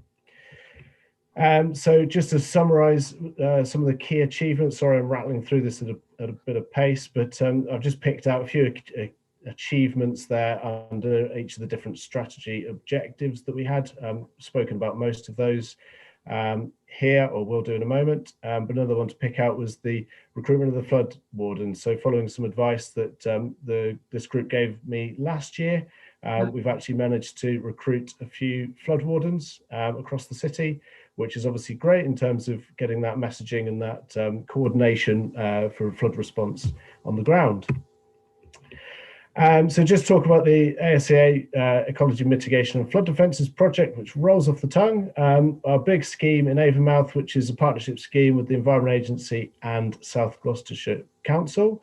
It's there to unlock the enterprise area, but not only that, it will also protect the areas of Avonmouth, Severn Beach and other existing residential areas against tidal flooding up until at least the end of this century. So it's going in to combat sea level rise and climate change. Absolutely fantastic news that we've started in anger on site. You can see the pictures on the right there. Everyone likes to see pictures of people pouring concrete. Those are up in South Gloucestershire. We haven't quite started construction work in Bristol yet. We're working our way down from the north, which is the higher risk area. But we have started preparatory works in Hallam Marsh on one of the two habitat areas that we're also producing as part of this scheme, and also there to facilitate the enterprise area and the jobs and the growth for Avonmouth. So on a personal perspective, this is fantastic this scheme is coming forward, because I've been working on it since I've been at the council, and it's a scheme that's been on the cards for probably about 20 years. So fantastic that we've got a spade in the ground on that one. I just want to talk about our strategic flood risk assessment briefly. One of our key statutory roles is as a consultee through planning, particularly around surface water flooding from large developments. We've kind of taken it a bit of a step further, and we've helped our strategic city planning team to produce a strategic flood risk assessment which underpins the emerging local plan. Typically, these are completed by consultants, but we've done that work ourselves in-house, which is obviously a key achievement. I think something that's really good to kind of embed that knowledge of policy and strategy through the team, but also provide a tailored response to our strategic planning team. So looks at all sorts of flood risks across the city, and help development to be located in lowest area risk where we can. Where we can't, it then goes into a bit more detail, looking at some flood modelling about how we can try to make sure that development is safe for its lifetime, including climate change. There's a strong focus on sustainable drainage, which I'll talk about in a moment. We've completed the level 1, the citywide assessment, and now we're moving on to level 2, which is looking at a bit more detail in some of the higher risk areas. It's been informed by a lot of detailed modelling, and one of the really positive outputs from this has been our online mapping. So we've got all of the modelling results from the SFRA will be available publicly on a website. Here's a screenshot of the website, and you weren't going to get away from a presentation from me without a big blue map in front of you. So here it is. Fantastic piece of resource this will be when it's live, because people will be able to access this from the internet and basically get flood depths, flood levels, velocities, all sorts of things across the city or in the high risk areas at the click of a button. So fantastic resource for developers, but also for our communities to understand the risk, but also reduce the burden on us for data requests and things like that. So that'll be a really strong output from that thing. We've got the map, as you can see, we've got the maps available. We're just loading up a few more before we can make them public. So I just want to talk about a little bit about sustainable drainage, which is basically using green infrastructure to reverse the trend, the historical trend of using pipes and tanks and things under the ground, which basically only serve one function, and that's to reduce flooding. We've got a strong emphasis through the strategy, but also through the SFRA of using green infrastructure to embed more sustainable drainage, which obviously helps to meet the various emergencies, ecological and climate emergencies, but deliver multiple benefits. But also it can link in with wider initiatives like the livable neighbourhoods that Adam was talking about a moment ago. The picture on the top there is from White House Lane segregated cycleway, where we've put the sustainable drainage there. You can see the green strip next to the lady on the bike that basically takes the runoff from that cycle path, and it absorbs it into that planted area before slowly then being released back into the sewers afterwards. So key integration with some of the wider initiatives across the council. We've kind of talked a bit about the South Regeneration Scrutiny scheme, but just to say that that's ongoing. And just a message that I often give when I give presentations like this, that everybody can get involved with SUDS, and if you know of transport schemes or traffic schemes that are coming forward in your area, let us know, because quite often we can help to influence them or help to make sure that green infrastructure and sustainable drainage is embedded within those schemes, so that they achieve more benefits than just a traffic or transport scheme. So a shout out or a request to let us know if you have any schemes or any ideas, let us know, and we can see if we can include some green infrastructure with them. So we're talking about the strategic flood risk assessment a moment ago. One of the key outputs from that has been a change in the way that we will approach sustainable drainage from a development perspective. Before the SFRA refresh, we had the West of England Sustainable Drainage Developer Guide, which was developed in 2015 with our neighbouring authorities. A really good piece of work, but a few years old, and has been largely superseded by nationally available guidance and advice on SUDS. So what we've proposed to do is completely strip it back, make it a lot more simple, and we've gone to a SUDS guide that introduces what they call the pillar of SUDS, which you can see, the 4 pillars of SUDS, which you can see on the right hand side there, looking at how SUDS can improve water quantity for flood risk, water quality, amenity and biodiversity. What we're saying to developers through the SFRA is that you must meet 3 out of those 4 benefits from your drainage scheme in order for us to approve that drainage scheme. So when we're consulted on it, we want to see that they are reducing flood risk, and they're also introducing 2 out of the other 3 pillars. So a lot simpler, but we think that it's going to be a lot more easy to enforce and make sure that drainage schemes from developments are achieving these multiple benefits that we all need to see. And I'll just quickly finish off with the strategy refresh. So as I said in the intro, our existing strategy is based on the EA's national strategy that was first produced over nearly 10 years ago. They've recently updated their strategy, so we propose to update our strategy in line with the EA national one.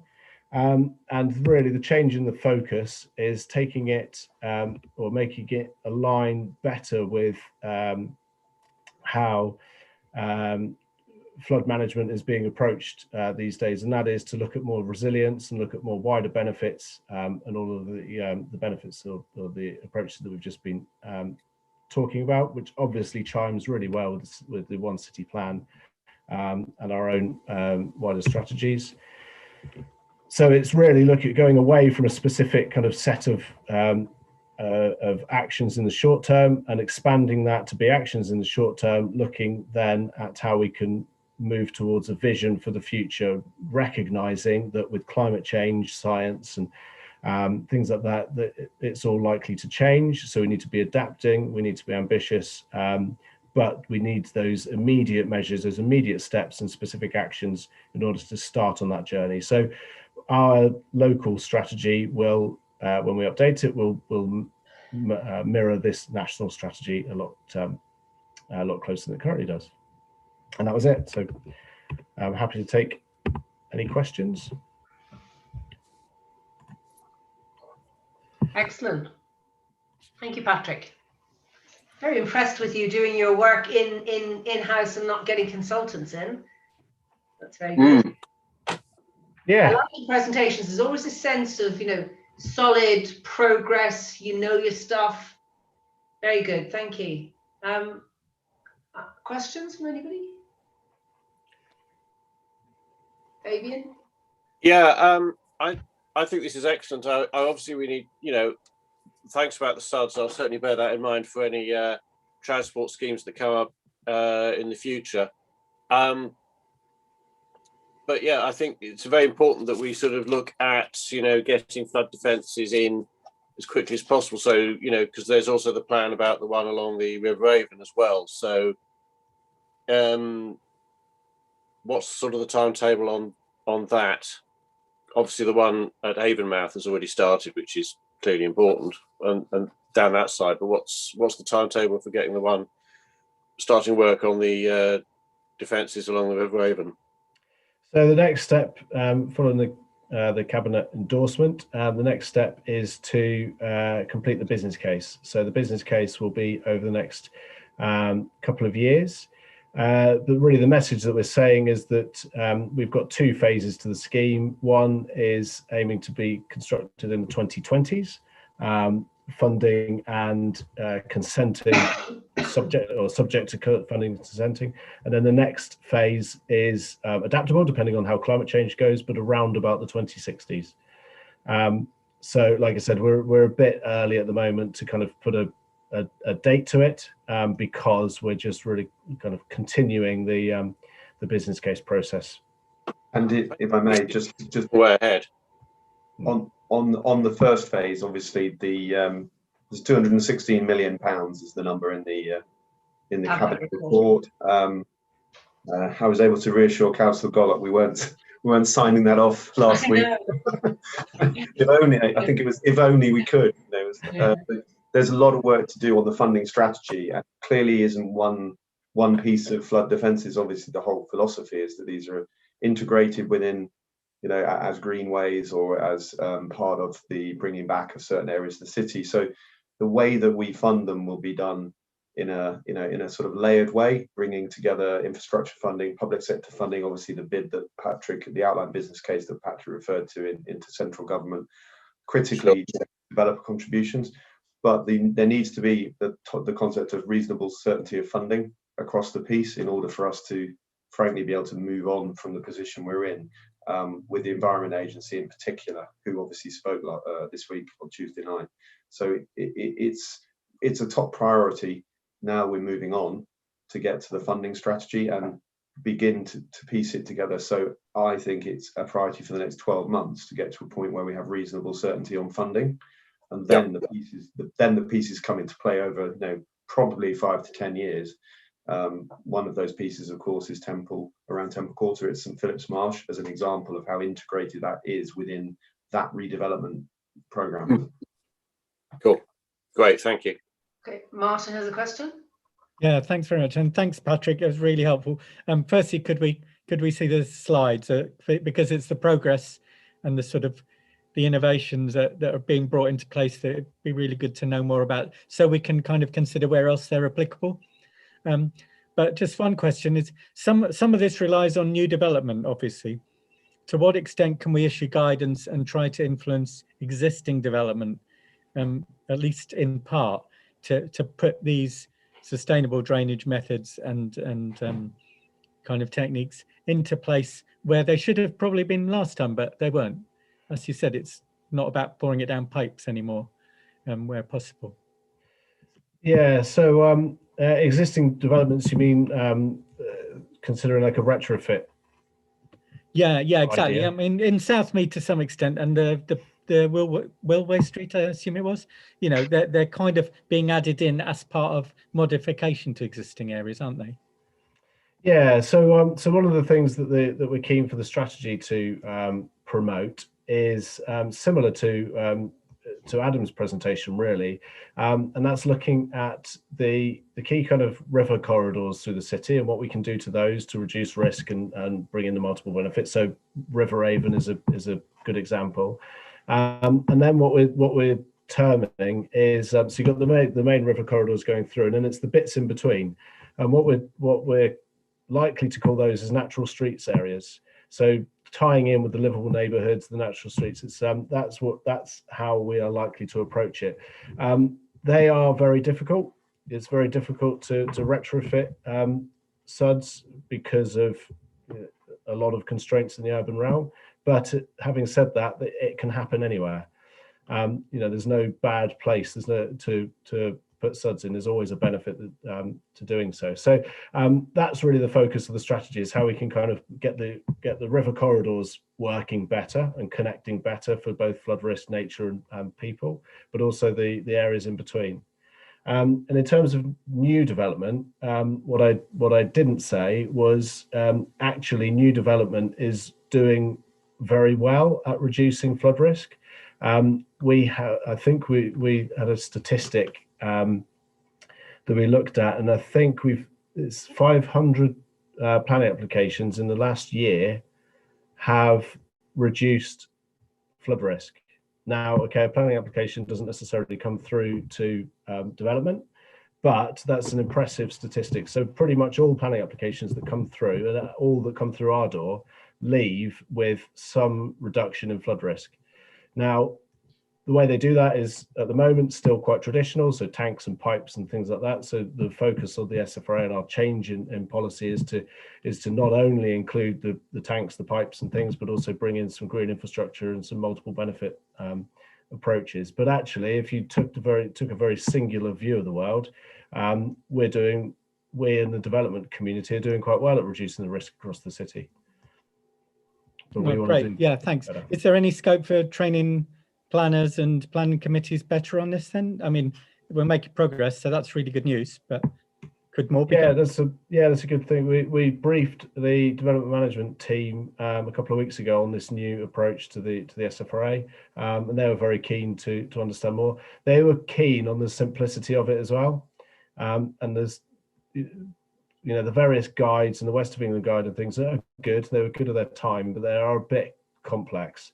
And they bring the complexity of SUDs in too much into the planning world.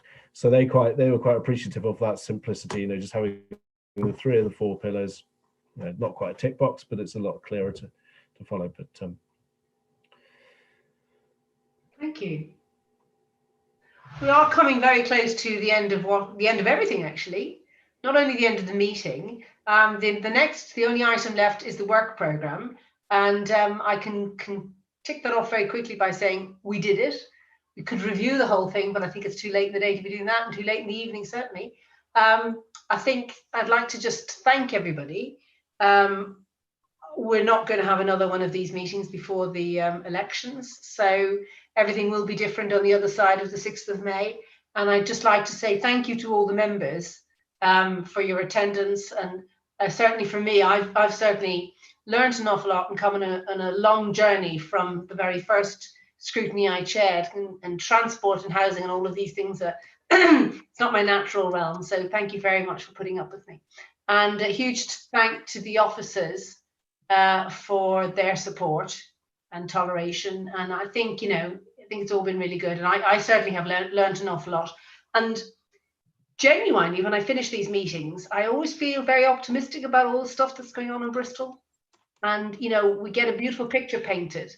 And I know that there are always hurdles and obstacles and challenges, but let's not forget that a lot of really good things are happening. So thank you all very much for that. And I'll bid you good night. Thank you very much. Yeah. Bye-bye. Bye. Thank you. Thanks. Joe, I forgot to say thank you to the fabulous. That's all right. Thank you. Oh dear, all done. Sorry about that. I should really have thanked you a lot. Oh no, that's all right. No, don't worry. You weren't in my windows. Oh, that's all right. No, thank you. That's great. All right, wasn't it? Mm? It was okay this evening. It was.